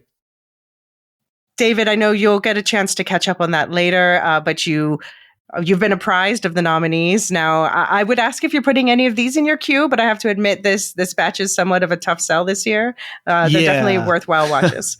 I'm scanning the list here that you have in our outline, and they all seem pretty strong. The Eternal Memory sounds really interesting. The whole thing around memory and forgetting, but yet journalism is such an important part of us as a society of beings, to document our memory. So that's one of the things that I love about documentaries is when they can, take some sort of meta concept and fold things in as well. But 20 Days in Mariupol and To Kill a Tiger both sound very necessary but hard. Yeah, taking a hard look at where things are in the world right now and some stuff that we need to sort out. Yeah. Yeah. But on the brighter side, so Pedro, he mentioned the documentary 32 Sounds, and I said in the interview I hadn't seen it. Update, I've seen it now. Oh, okay. So I have to say, if you want a documentary that makes you feel good, this is one of the most soothing documentaries I've ever seen. So they even regularly ask you to close, because it's all about sound. So they even regularly ask you to close your eyes and listen to the sounds of nature, and then open them to see the weird ways that Foley artists recreate sounds for film. Ooh, I could add that to my list. That would be very cool. What Foley artists do is incredible. Yeah. So it's a little harder to find now, but we talk about it in the interview a bit more, but it's best if you can see it in person. I got to see a screener, but I know people, when you go in person and you experience it as an audience, it's like a whole nother layer. Okay. But I also have to shout out for the fashion crowd, High and Low, John Galliano, which, for those of us who care about fashion history, it's a reckoning of sorts with someone who many of us looked up to as, he was a person who revolutionized fashion until there were some anti-Semitic tirades that came to life. And so this is like about pointing the camera at him, and, he's confronting himself with where this all came from, and whether you're satisfied at the end is up to you. But it explores something important that happened. It was one of my heroes falling, Got it. Right. It's just about to release in theaters. And on the happier side, also I have to say, still a Michael J. Fox story on Apple. It's really well done with, his trademark humor and all the archival footage. And is anybody out there? It's about a very likable woman looking for someone else with her unique body type. And it's also surprisingly feel good. So it's not all doom and gloom in the documentaries. We, my spouse and I watched Still on a lark, I guess. We were like, I don't know why or how it ended up. And we watched it. And Michael J. Fox is a big part of my growing up. Yeah. And to take a very human look at what he's dealing with, and somebody who is an important entertainment, big, huge name, and that it was really a very touching look, and it really made me appreciate his life and his work in a whole new way. Yeah, it was on the documentary shortlist, and I for one was surprised that it wasn't nominated. It was nominated at the BAFTAs. Okay. Yeah. Incredible. Okay, cool. Yeah. So also just to round out the documentaries, there's the doc shorts category, and we can run through those quickly, because guess what? This is the category where the year's more uplifting documentary nominees are hiding. All right, let's do it. All right. So we have Island in Between, which is produced by the New York Times, 20 minutes, directed by S. Leo Chang, and it's the marketing, summary of the plot is a personal, poetic look at the uneasy peace on the front line between Taiwan and China. The royal Taiwanese outer islands of Kinmen sit merely 2 miles off the coast of China. Kinmen attracts tourists for its remains from the 1949 Chinese Civil War. It also marks the front line for Taiwan in its escalating tension with China. Now, that's the personal and poetic look. Keep that in mind, because that was a very dry summary. But this is actually my personal favorite in the category, though it's not like a general favorite overall. I don't think it's likely to win. It's a quieter, more contemplative film, but I found it very interesting. Now, the next one is probably for the heartwarming crowd. This is the personal favorite. It's Nai Nai Waipo, and this is on Hulu or Disney Plus, 17 minutes. And the name comes from the name for grandmother on the maternal and paternal sides in Chinese. And it's directed by Sean Wang, and it's about his two grandmothers who live together and are just like absolutely delightful, like just as individuals and their relationship with each other. Okay, sounds fun. Yeah, so it's a really uplifting one. Watch it on Hulu or Disney, and then watch the video on Twitter. I linked the thread on Discord where they find out that the film has been nominated. It's just, it'll make you feel all the good things. Very cool. Nice. Yeah. Next up, we have the ABCs of Book Banning, which is on Paramount Plus, 27 minutes, directed by Sheila Nevins. And it's a montage of Florida students and writers talking about the importance of books and speaking out against book bannings. This one, it's an important topic, but a lot of people criticize it for being a little too on the nose and not feeling as genuine and impactful as it should. Okay. Okay. Yeah. All right. We have also the fourth nominee is The Barber of Little Rock, which is a New Yorker production, 35 minutes, directed by John Hoffman and Christine Turner. And it explores the racial wealth gap in America through the story of People Trust, a homegrown community bank in Little Rock, Arkansas, working to uplift a community that has been largely excluded from the financial engines that create wealth. So, yeah, I would. This one was a very decent watch, important topic. I would recommend pairing it with Rustin. Okay. Pair nice, yeah. Right. And then finally, the last one. Now, I think that this is the favorite to win because people are very charmed by it. And apparently there's a big 4-year consideration campaign going on in LA. Okay. And that is The Last Repair Shop, which is 40 minutes on Disney Plus, directed by Ben Proudfoot and Chris Bowers. And it's in a warehouse in the heart of Los Angeles, a dwindling handful of devoted craftspeople maintain more than 80,000 student musical instruments, the largest remaining workshop in America of its kind. Meet 4 unforgettable characters whose broken and repaired lives have been dedicated to bringing so much more than music to the school children of this city. That sounds very cool. I could put this easily on my watch list. I'm actually making a note right now on my little scratch paper here. I should have had my bigger notebook, but I didn't want to rustle around trying to get So the grandmothers didn't charm you? They did, but I could see I would grab this one first before the grandmothers. In fact, in my local town, we have a piano workshop at this old factory that's been turned into like art space and light commercial stuff. We have a full on this young couple that does piano repair. And they get piano shipped from around the world. Across the street, neighbor of mine does some musical instrument repair. I have friends back in Seattle, so I have this weird connection with musical repair things. Not at all intentional.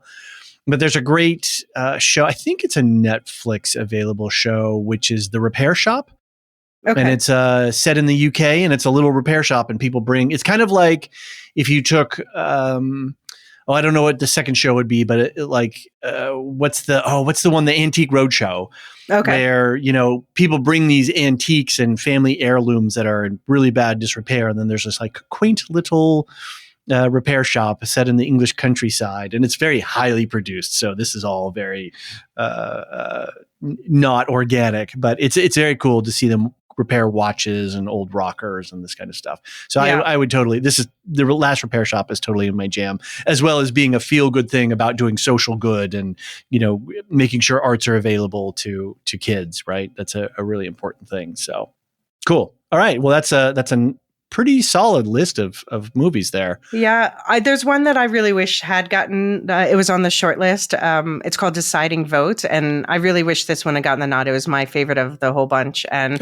it's about set 50 years ago. It's the story of the Assemblyman George Michaels, who cast a single vote on the New York's abortion bill that changed the course of American history, but destroyed his political career in the process. Wow. Okay. So it's like I was holding my breath watching it, but also it's 19 minutes on the New Yorker website. It's just a really important demonstration of a politician actually putting their integrity first, even at personal cost. Wow. Okay. Yeah. Sounds like, good hitter. All right, Elysia, should we take a little break and then we're going to come back and what do we got left? Animated shorts and live action shorts? Yeah, last 2 categories. Okay, great. Okay, we'll be right back after this short break.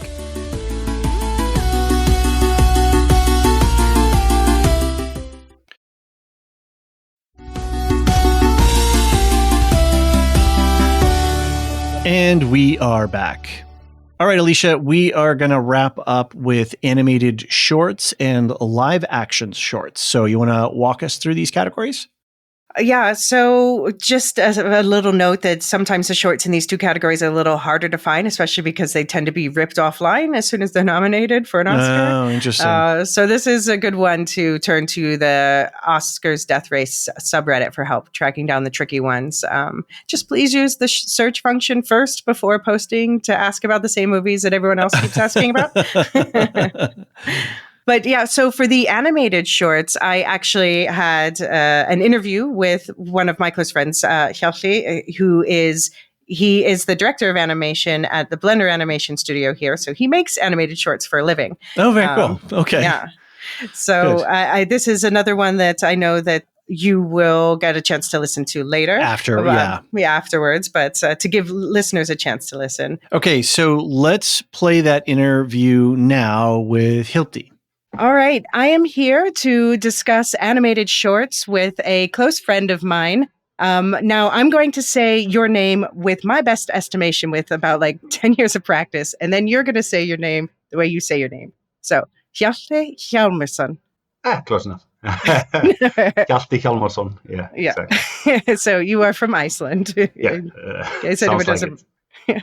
And so you are, what is your current title at Blender Animation Studio? Yeah, so the title that, just because we had to put something on the name card, is animation director, but I've been wearing many, many hats over the years. So anything from director to writer to editor to layout artist, lead animator, all of that stuff.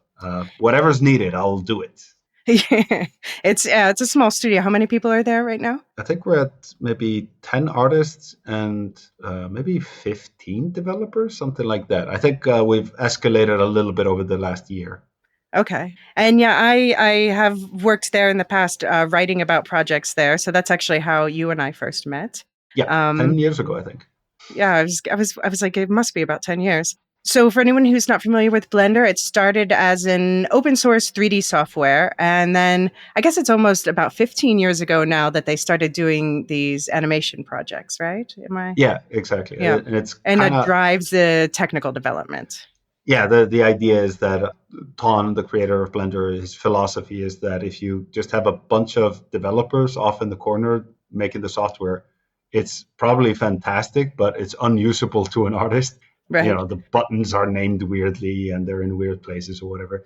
And then at the same time, if you just have a bunch of artists complaining about it, nothing actually happens. So the idea is to get these people together under one roof and share a common goal. And a very practical thing to do is to give them a goal that is maybe 6 months or 1 year, and short films fit very nicely as kind of a medium for that goal. So some of the most famous projects are like Big Buck Bunny, Sintel. Any others you want to name drop up front? Agent 327, maybe. Yeah. Mm-hmm. One of the latest ones was Charge. Right. Mm-hmm. You wrote that one, right? Yes, Charge? I wrote that one. And it packs a punch for 3 minutes or something like that. Okay. Yeah, and so if anyone wants to know about the first 10 years of the studio, look up my book about Blender, if you can find it. What drew you to this kind of work? I think at the core of it is the fact that I just loved watching cartoons as a kid. Right. I am still just completely fascinated and staring at cartoons while other people are, growing into adulthood and whatnot. Hey, and there's adult cartoons too, so yeah, I spend a lot of my viewing time on those. But I guess in some ways it's kind of a late bloomer then realized that, oh, you know what, like this is actually a super fascinating craft. Right. To be honest, how there's the credits at the end and it has a lot of names, but for whatever reason, because you never see it being done, you just can't quite fathom what do all these people do? How does this thing come together? And it wasn't until way later that you start learning those things. And you're like, oh, it's actually a profession. It takes a whole village. It takes a whole city. Exactly. I studied computer science and then multimedia design. And during all of that, I had 3D design and that kind of stuff as a hobby. But I got hired at an advertisement agency and I started making little animated commercials. That kind of escalated to the point where I felt like I needed to step up my game and actually kind of push my skill level up. So I did Animation Mentor, kind of an online animation school based in San Francisco. And I think as I was graduating that's when I met the Blender folks. Right. Okay. And that's how you ended up here in Amsterdam. Exactly. They invited me to take part in a short film and just move to Amsterdam briefly. It was 10 years later. Yeah, exactly. It was supposed to be 8 or 9 months, and then 10 years later. So what do you think are some of the biggest misconceptions about animation? Things that the layman at home doesn't realize? I think one of them is the word itself. At this point has been diluted in a weird way, where it's like the word animation. If you're like within the craft, you're talking about more or less character animation usually. Mm-hmm. But I remember one of the films that we did, a cousin of mine who knows nothing about animation came to me and she said, I saw the credits at the end and there was a lot of names. And then I saw like there was I think maybe it was my name or mm-hmm. somebody else's. And it was like next to animation. Mm-hmm. And they're like, well, if they animated all of this, what the hell are the other people doing?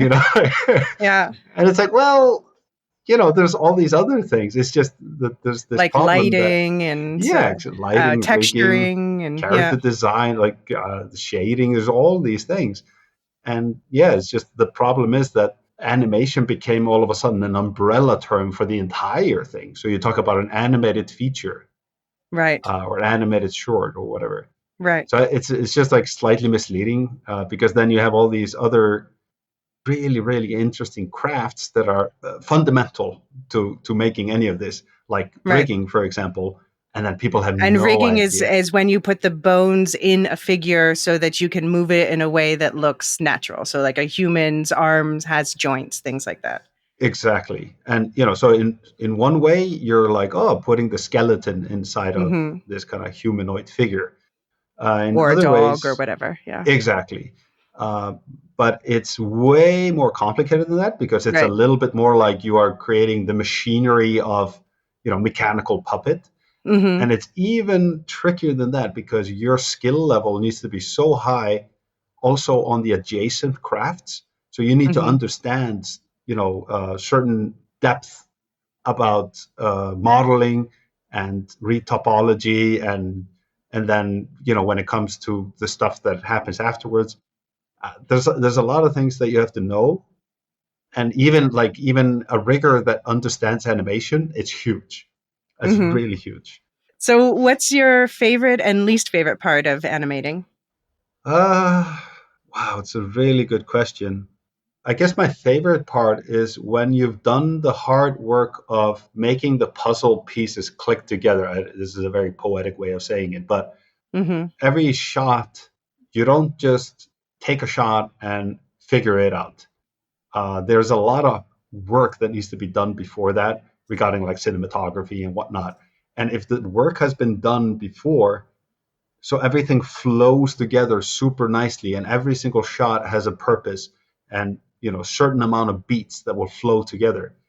It's very satisfying because then it means that you have like a super solid foundation for when you now need to go into kind of the actual character animation phase of the project.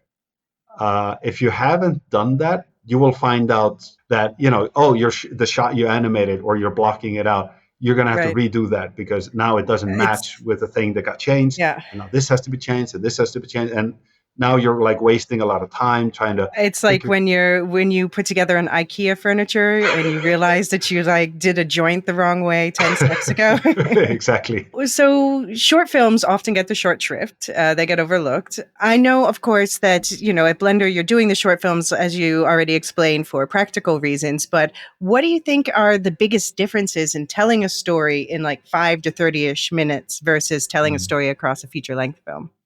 You just don't have a shot you can waste. You don't have a single beat you can waste because you already have such a small real estate. Probably the trickiest thing is to make people care at all in the beginning. Right. You have to onboard them quickly. Yeah. Exactly. And because onboarding somebody emotionally or getting their empathy, the problem with it is that it takes time to do it properly. Mm-hmm. And in some cases, you already know that this short film is so short, you cannot afford it. Right. Unfortunately, like to do it really properly. Charge, for example. It is kind of like a high tempo heist short film that then has a bit of heart at the end. Mm-hmm. And you find out at the end that, there was a purpose for all this like violence and whatnot. And the thing is 3 minutes. And it was supposed to be even slightly shorter than that. And honestly, if I had been allowed to maybe have it slightly longer, like 20 seconds longer, something like that, I would have probably spent it in the beginning to try to like set up just a little bit more the stakes or the, why this person is doing it. But the problem is that you have to pick and choose. Sometimes it gets really difficult. Like people don't realize how long it takes to do 20 minutes worth of. Yes. 20 seconds. Sorry. 20 seconds. Exactly. It's, you have a certain amount of budget, both regarding time and money and, all of that stuff. And the production train is already moving along. Mm-hmm. And only then will you realize that, it doesn't quite click together, that thing in the beginning. And you have to convince a lot of people to go back and change things. And it's difficult, Yeah. But at least at our studio, because we're so small and our turnaround is pretty quick, we don't have the luxury of doing retakes all the time, where you have to redo a shot because now you change your mind or whatever. You really have to commit to ideas. Mm-hmm. Yeah, onboarding and then sticking the landing. Because even if you onboard somebody with like, okay, it's an orphan. Oh, they're and they saw a cat on the road and they saved him. Oh my God, I totally empathize with them. But then there's some kind of a challenge, of course, and then at the end, if it's not satisfying, and it just feels like the beginning was the best part of the film, then there's something wrong there also. If it feels like it ends suddenly, then people are going to walk away being like, well, what was that? Yeah. Exactly. Yeah. Well, I know we have one film that we kind of feel like, messed up in the back half, but so let's go. So you and I have both watched all of the nominated animated shorts. There's 5, of course, like every other category, most other categories. Yeah. And so we're just going to go quickly through them one at a time. No spoilers, but just give everyone an idea of what each is and our general thoughts. Elysia, I just realized something. I watched the short list, so that was 11 short films. Oh, okay. So, all right, then I'm going to ask you at the end to shout out any other favorites. Oh, so totally. Yeah, sorry, I didn't realize we were going to. I've also watched the whole short list, so I want to hear what else you really liked. Well, interesting. Yeah. Okay, now because I don't know which ones were nominated. I'm super interested. Very exciting. Wow. We're going to start with "War Is Over," inspired by the music of John and Yoko Ono. So this one was directed by Dave Mullins and written by him and Sean Lennon. And the plot is basically a battle comes to a hopeful conclusion while that's the song in the title plays. Strangely to me, this one seems to have front-runner status. I don't know. What do you think about it, both in terms of animation and overall filmmaking story?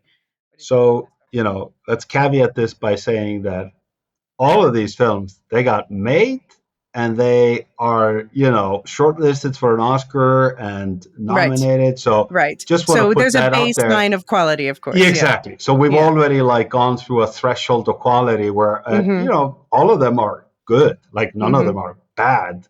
So that being said, it's more about, okay, we're up on this pedestal of looking at different things. Right.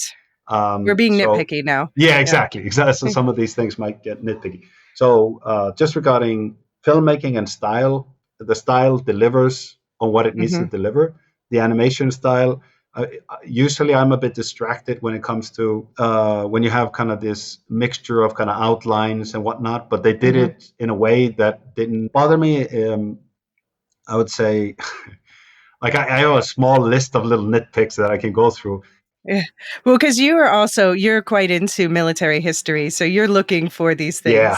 Yeah. Basically, I'm slightly saddened by the fact that I love the message. I love John Lennon music. I love all of that stuff, and so nothing here I disagree with. However, there's a lack of understanding of the subject matter. Right.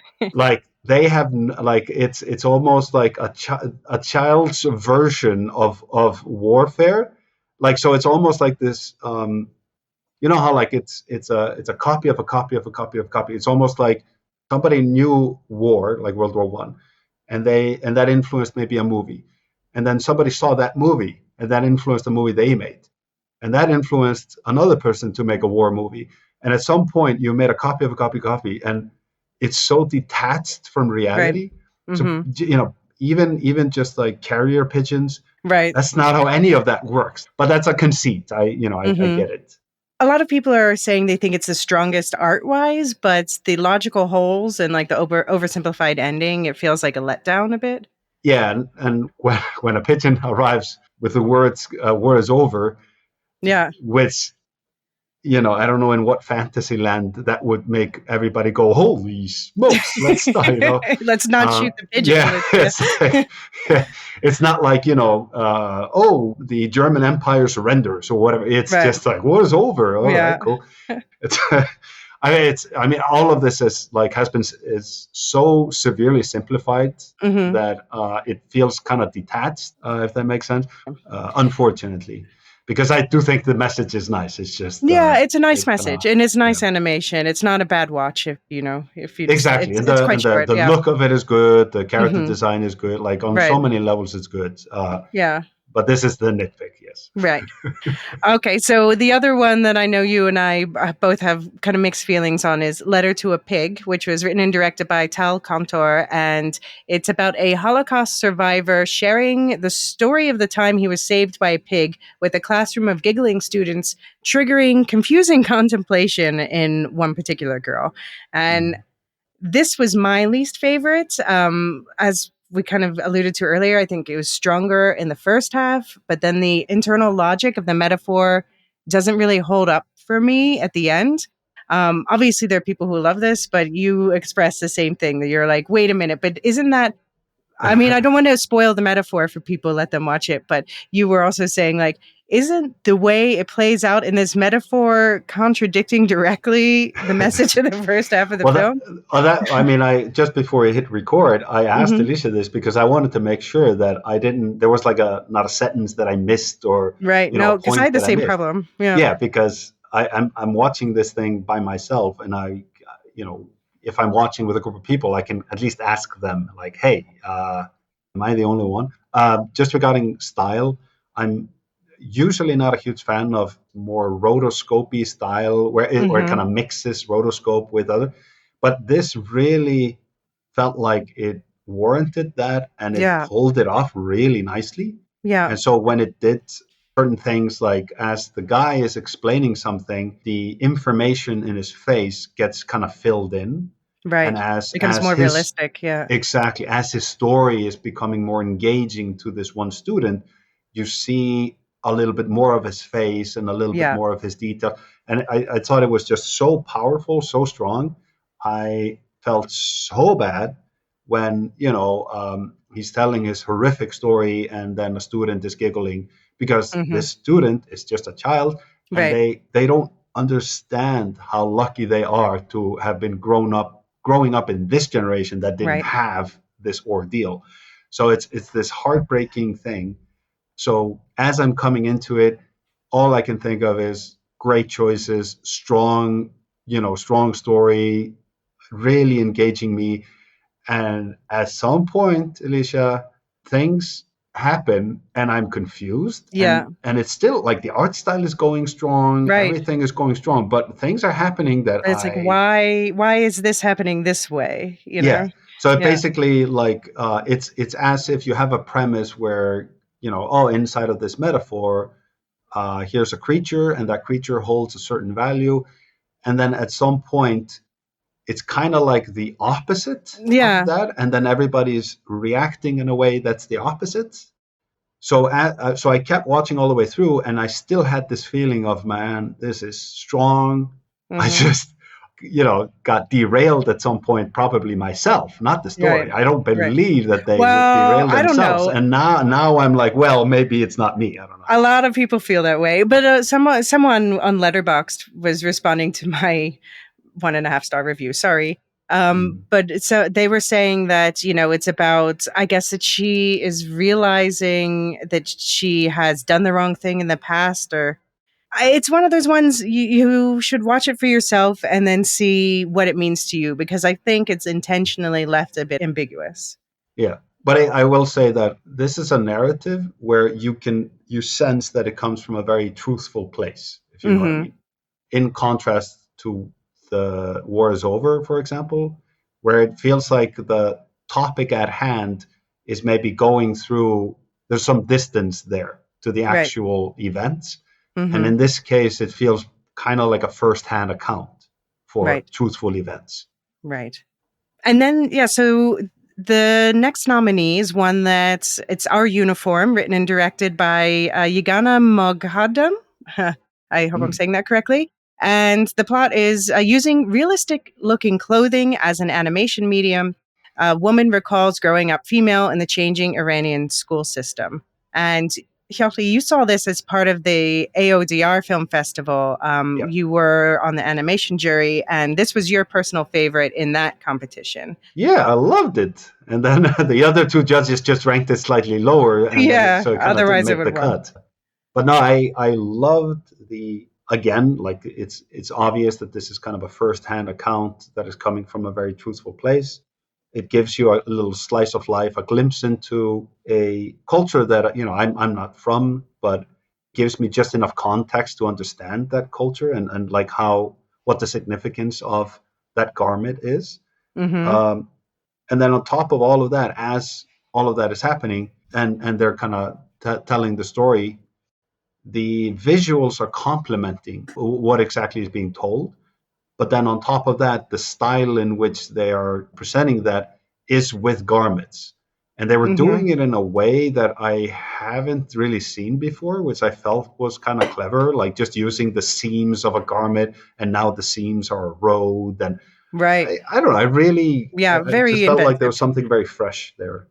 Yeah, absolutely. Yeah, this is also one of my favorites too, for the exact same reasons. Might like even better than that, the next nominee, Pachyderm, which was written by Marc Rios and directed by Stéphanie Clément. And the plot is this, what seems like a sweet tale of childhood remembrances starts to take a darker tone as realization dawns. I think this one was phenomenally done, very powerful. I was watching it and I was like, why is this familiar? And it's because somebody had shown this to me at the studio.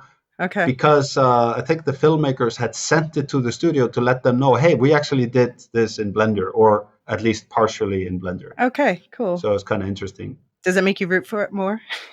No. I want to make sure I'm neutral on that level, so it's all good. I liked it for what it is. It's so dark, and I mean, like right from the beginning. It has a hopeful end, it's about someone in terms of trauma. Yeah, and I mean, I think the subject matter is very important. I think the way that it was done is very respectful. The only nitpick, and it's not really a big nitpick, but there's not a lot of character animation in it. No, it's quite simple on the art side. Exactly, it's which more, I kind of like. Yeah, and I so I don't mean it as a negative necessarily. It's a little bit more like almost like a beautifully illustrated and a storyboarded thing that kind of is given just enough life. A very nice style also. I like the style. Yeah. It's just man, like they do some choices that creep you out also. It's just okay. Yeah. No, that's true. It's good. It's good. Yeah. All right. So the last nominee is actually my personal favorite. We'll see what you think. It's 95 Senses, written by Hubble Palmer and Chris Bauman and directed by Jared and Jerusha Hess. And this is about a man at the end of his life reflecting back, and the story that led to this moment is unfolding as he continues to talk. The reason why I liked it so much is that it mixes bittersweet observances about life with societal commentary and a dark streak that paints this kindly voiced old man as a complicated individual. What did you think of this one? I liked it. I overall liked it. They mixed up also the art styles inside the different memories, which I thought worked really well. There's this one pet peeve that I have. There's certain things that there's these low-hanging fruits of ideas that are factually incorrect, but we hang on to them for so long as a culture just because they sound, they have a certain truthiness to them. Mm-hmm. And one of them is, humans only have 5 senses. And then you make up a thing about like a 6th sense or whatever. So, but he says there's 95. Yeah, exactly. That was the thing. And I guess because the title was that, and then it starts off with this kind of folksy guy talking about 5 senses, whatnot. And I know they use it as a narrative tool to do almost like a countdown. And then, anyway, just for the record, we have anywhere between 9 and 21 external senses. It just depends on how you define them exactly. There's also internal senses, but whatever. But I also I understand this to be from the perspective of this old man who doesn't. That's the thing. No. So that's the thing. By the time this thing wraps up, I take all of that back. Yeah. And so I had no idea where this was going. Mm-hmm. So I'm totally in a different mindset of like, sweet charming old guy, and then as it goes along, and then you're like, whoa, whoa. And then not only that, later it kind of gets acknowledged also that this guy is not well educated, which is like, okay, that actually then totally makes sense. So overall, I would say it's fantastic, and it does everything that it needs to do. I kind of wish it had a different title, to be honest. Okay. I got a little bit confused by the end of it, like what was the significance of the title? Yeah. I guess because it's sort of, and I'm such a sucker for a capturing all of life in a bottle sort of film, and I guess that's sort of what this is doing, because it starts in his childhood and there's a lot about food, and I won't go into the spoilery stuff, but yeah. So I guess it's just an idea of creating this, it's about the total experience of being alive in a way. Yeah. Which, I think it does capture, to be honest. I think it captures even stuff like guilt. So, it goes a little bit further than just 5 senses and memories attached to it. So of these 5 films, who are you rooting for to win? Wow. Okay, let's take away War is Over and Letter to a Pig. Mm-hmm. Not that they're not great films. No, Just because you have to pick favorites. You have to pick the cream of the crop. Exactly. And even when I'm like, nitpicking, it's like the good stuff is way more than any small nitpick that I have. So we're left with Pachyderme. Yeah. And then 95 senses, and then Uniform, right? Those are the 3. Okay.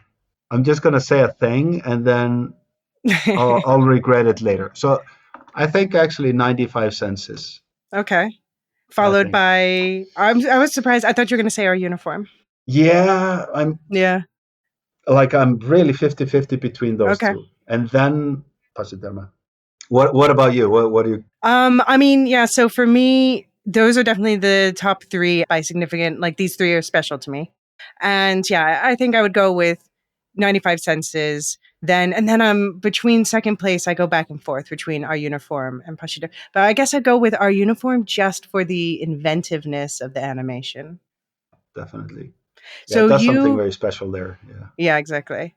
So you watched the short list. So it talks about this in my interview about documentaries, but it's basically the people within the branch animation shorts, they vote down to, in this case, like 11 films, and then they vote on those to decide the 5 final nominees. So from that short list, what do you wish had gotten the nomination? What do you think should be? Okay, so, I'm looking at them now. Overall, I think the 5 that got picked, they definitely deserve to be there. Mm-hmm, absolutely. I'd say the only one that I kind of wish was there is Wild Summon. Yeah, I also have weirdly like it. Like it's which Wild Summon it got nominated for a BAFTA. And that one is about, it's like showing the whole life cycle of salmon in 3D, but then the salmon are actually shaped like little humans, kind of. Yeah, so it's like a little snorkeling person. Mm-hmm. So it makes everything feel so much more visceral, just all the stuff that they go through. Exactly. And it just has this perfect combination of absurdity to something that is very real.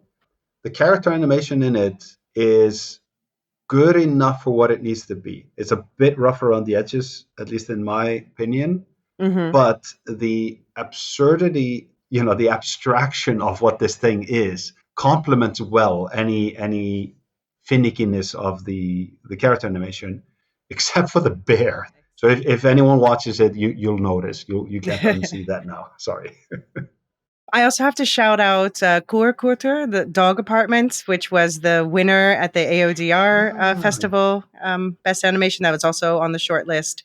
And that's, I don't know, how do you even describe that one? It's very abstract 3D animation about an apartment that's kind of like a living dog, but the guy lives in it and everything is alive. And even my mom watched it during the festival and she was like, it's weird, but I kind of like it. Yeah. It's hard to describe because it is striking a balance between what is absurd and what is familiar. And it just hits upon it in a weird sweet spot where you feel like this world is crazy, but it kind of makes sense within its craziness. And then you're always you're always questioning, like, well, what happens next? What the hell is going on? So you're curious the entire way. Yeah.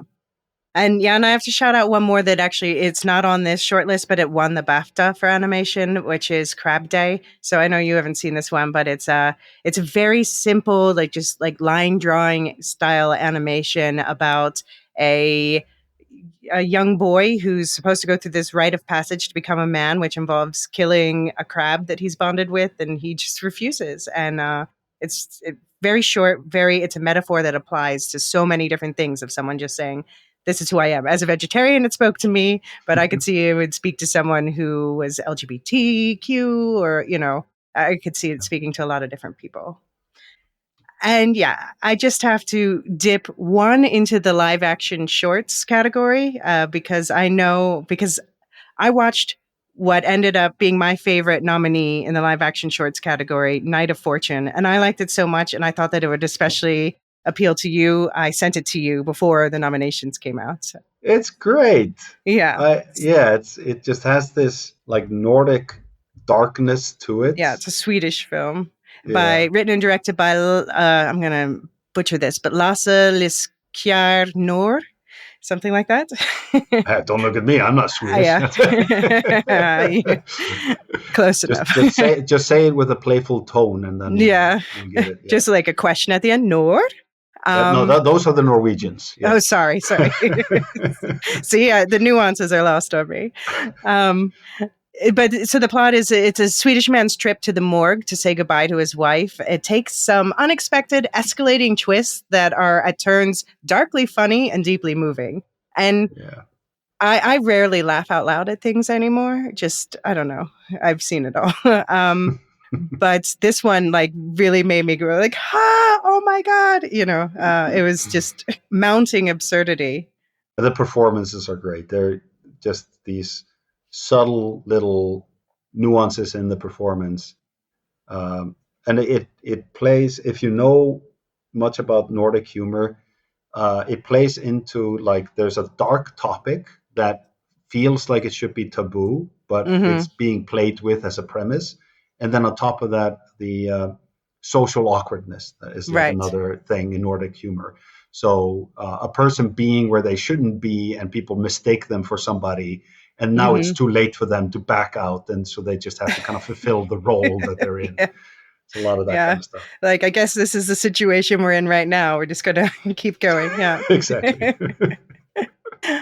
All right. Are there any other films you want to shout out from this year, Oscar nominated or not? What about feature animations? Ooh. Oh, I have friends that worked on a lot of these. I don't want to poo-poo too much. Any more Blender films you want to shout out in general? People, you can find all the Blender movies free to watch on YouTube. Yes, we put everything on YouTube. We just give it out. I don't know if you're interested. I mean, there's the classics, of course, and then just because I mentioned it, it's on the top of my head. Check out Charge. Well, that's one, and I also love what's the name of the Halloween Sprite Night? Oh, Sprite Fright. Sprite Fright. Yeah, I love that one. It's a Halloweeny one. It's got like some dark Halloweeny humor. Yeah, and kind of fairy forest thing. Yeah, and it dances on the line of it's a horror film, so you know people are going to get maybe killed or whatever, but it's not trying to be gory. No, but I mean it's animated, but it's exactly. So it's trying to dance like a little bit on that line. Yeah, exactly. But not like blood splatter, but like it's comical, but dark. Exactly. It's meant as a comedy, definitely. But I think to some people there's darkness to it. I love also how whenever we make any of these things, you'll always find some YouTube comment where people assume that animation is for kids, like it doesn't matter what it is. It's just like, oh, no, it's not a medium. It's just like a genre and it's for kids.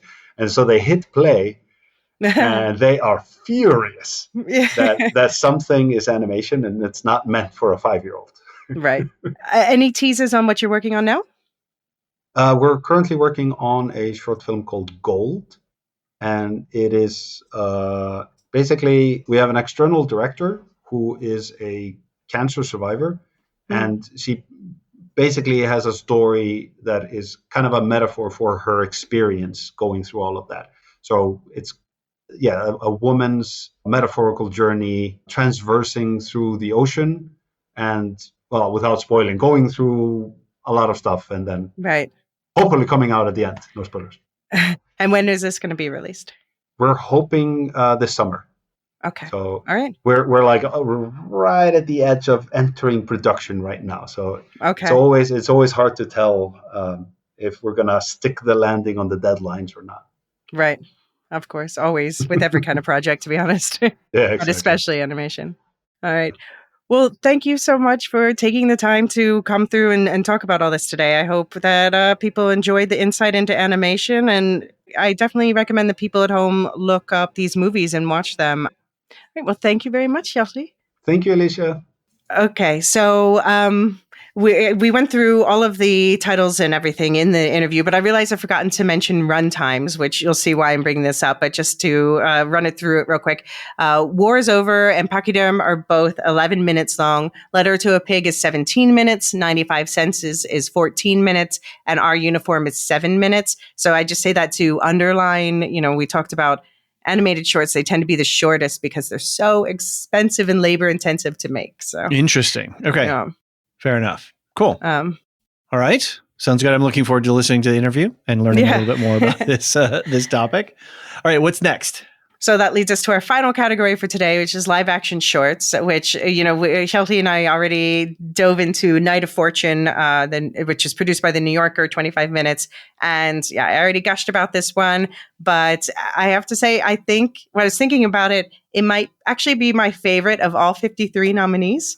Wow, that is saying something. Yeah, That's just because incredible. I think if, short film, as Hjalti and I were discussing, it's more difficult to tell a complete story in the short runtime. So when someone really nails it like this and gives you like the full spectrum of emotion in 25 minutes, that really is extra remarkable. Very cool. Okay. All right. I like it. My other favorite in this pack is Invincible, or in French, Invincible. It's written and directed by Vincent René Lortie, and it's based on a true story of the last day of a teenage boy in Quebec. I actually picked this as my special presentation pick for the AODR Film Festival. And I overuse the word nuance, but this film merits it. Okay.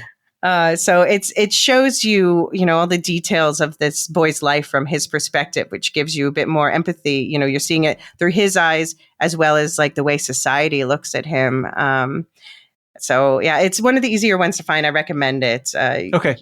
You'll be able to find it online in various places. Okay, cool. Yeah. Next up is Red, White, and Blue, 24 minutes, written and directed by Nazrin Chowdhury. And it's about a single mother from Arkansas who needs to travel out of state to get an abortion, but all might not be what it seems. I won't spoil it, but it's very topical. Considered by some, though, to be a bit on the nose. So people keep arguing over whether it's a contender for the prize or not. Okay. We have The After on Netflix, 18 minutes long, directed by Misan Hariman. And After experiencing a terrible tragedy, David Oyelowo tries to grapple with his grief. Now, some people saw this, were very moved. Many consider this to be the weakest in the bunch, and I am one of those many. It's a bit clumsily executed, which kind of undercuts the emotion. But of course, the acting's good because it's David Oyelowo. Mm-hmm. So you can see it and judge for yourself. But I more strongly recommend the other Netflix film in this category, The Wonderful Story of Henry Sugar, which is 39 minutes long. It's actually one of a collection of 4 short films on Netflix where Wes Anderson is adapting Roald Dahl stories. Yeah, I heard about this and I was confused, and then other stuff washed over and I lost the thread on this. So yeah, I had no, I know that this exists, this whole Roald Dahl thing that exists with Wes Anderson. But yeah, tell me a little bit more here. Yeah, I mean, it is the best of the bunch, although they're all, if you enjoy it, watch the others as well. They're short. And this is actually the longest of all 4. And this one, it stars Benedict Cumberbatch as a rich man who starts a mystical quest to learn a new skill.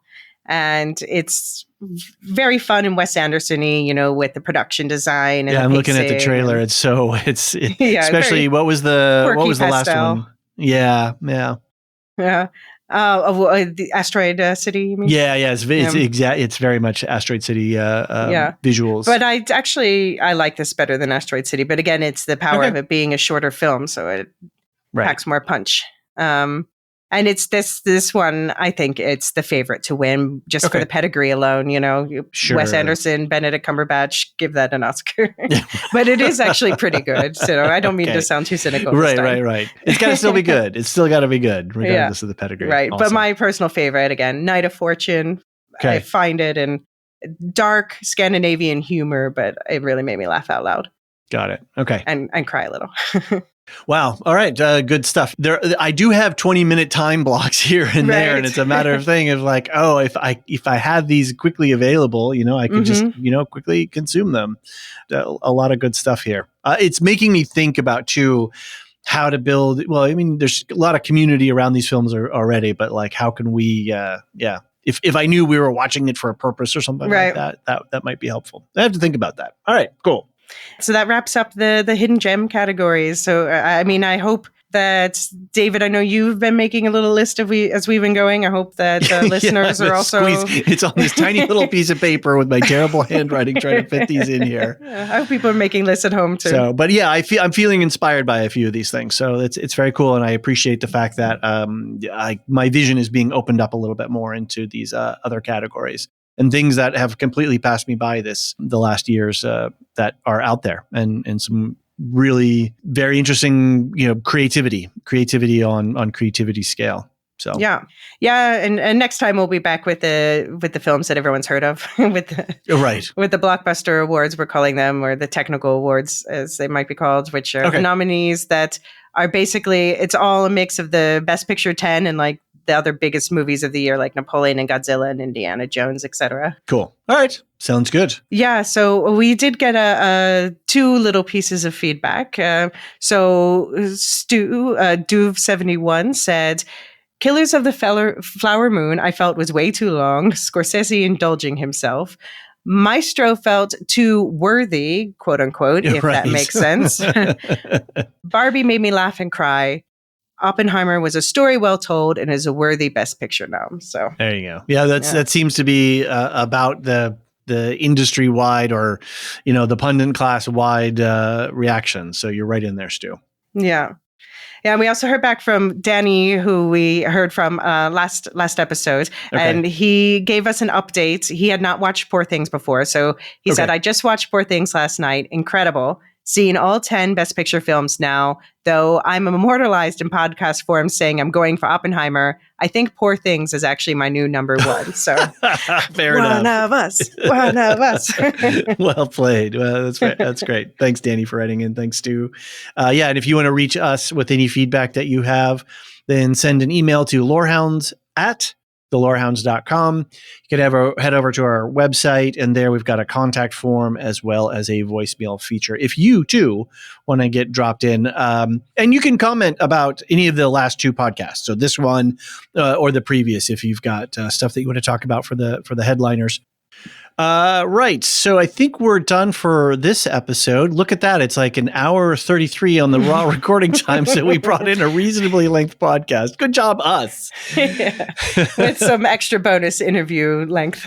Yeah. Oh, wait. That's right. Because we've got those interviews there at the end. So sorry, this actual total of time is not that. It's lies. Lies. But deception. Packed with insight and information, That's right. I hope. Packed with insight. All right. So let's wrap it up really quick. If you are interested in supporting the work that the Lorehounds community is up to, consider subscribing today at patreon.com or Supercast. There are links for both of those in the show notes.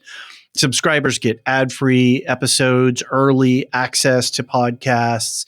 We've got this really cool show tracker where we're putting together a massive list that's curated of all the television and movie shows that are coming out in the year. And it's one of the views that you can see this information is kind of set up like a Gantt chart, the timeline. So you can see when shows are starting and overlapping. And I've started doing this thing where I'm going to send out an email just towards the end of the month with the shows that are coming starting in the next month, so you can sort of plan your scheduling. Some people even use it to look at what streamers are subscribed to and deciding which shows to hold back on and which shows to, and then when to jump in to subscribe and binge. So lots of cool features. As well, we're developing a bunch of online guides and resources for particular shows. So we did this for True Detective as well as Shogun. So we've got this really cool thing. If you're watching Shogun and you got your phone, you can actually scroll through and see the characters and see a quick bio on them, and it's all formatted nicely on your phone. So if you're trying to remember in a cast of thousands who somebody is, we got you covered there. So those are all available for anyone who wants to subscribe, and we appreciate everyone who does subscribe because it helps keep the lights on within our community. Quick note about our Discord. Again, a fun and active community. We got a great mod team helping us keep things organized. And as we've got new shows and movies coming on and setting up all those kinds of stuff. So a big shout out to the mod team for all of their help.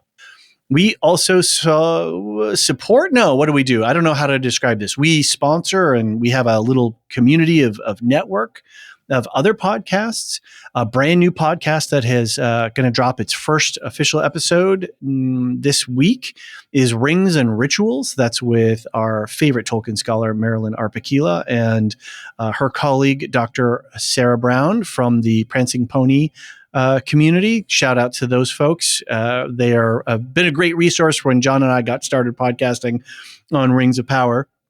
They've got a new podcast that is all about the rituals that we see in the Rings of Power season 1. They're going to go episode by episode and deconstruct what we see on screen and then relate ritual to our daily lives and how ritual plays an important part as in all societies in humanity. So very cool. Those should start dropping this week, the same week that this podcast comes out. So link in the show notes to go find that podcast and subscribe. Elysia, what are you up to? Because I know you've got some new things. I know you don't want to, tease anything or suggest anything. Just saying, Star Wars fans, buckle up for an announcement coming your way very soon. Okay. And in the meantime, now that my hearing's recovered enough that I'm back in an editing chair, you can expect the Dune series to go forward. And also, of course, we are ready and waiting for Beacon 23 season 2 to start up in April. Okay. Oh, wow. I didn't realize that. I got to get that on the show tracker. Yeah, absolutely. And of course, Jean and I are finalizing plans too for you DC fans out there. Very cool. Very good. And I think for June, stay tuned. We're trying to get the band back together. I just did a re-release of the Properly Howard Lorehounds joint where Elysia, you, John, and I joined Steve and Anthony when we talked about Dune Part 1. And I'm going to go see this. I'm going to go see Dune 2 this weekend on Sunday. This is the weekend. Mm-hmm. And hopefully we can all get together and recap Dune 2 because I think It's the internets are afire with people commenting about it, and I'm really having to block out a lot of media and just skip past stuff. Yeah, I would have been there opening night if I hadn't broken my leg. So I'm very excited to go see it tomorrow. Very cool. All right. Well, not very cool that you broke your leg, but that you get to go see it. Properly Howard Movie Review. That's Steve and Anthony, where they review old movies with a really fun take. Steve is a academic and Anthony is a stand-up comic, and they have a good time talking about stuff. We were just on a call with them the other day, and it sounds like their next season is coming up. No promises on when and what the titles are, but I'll just let this slip. Felonies and Fugazis is going to be the theme for their next season. So very cool. And of course, we're going to do Severance Season 2 with them as a joint project.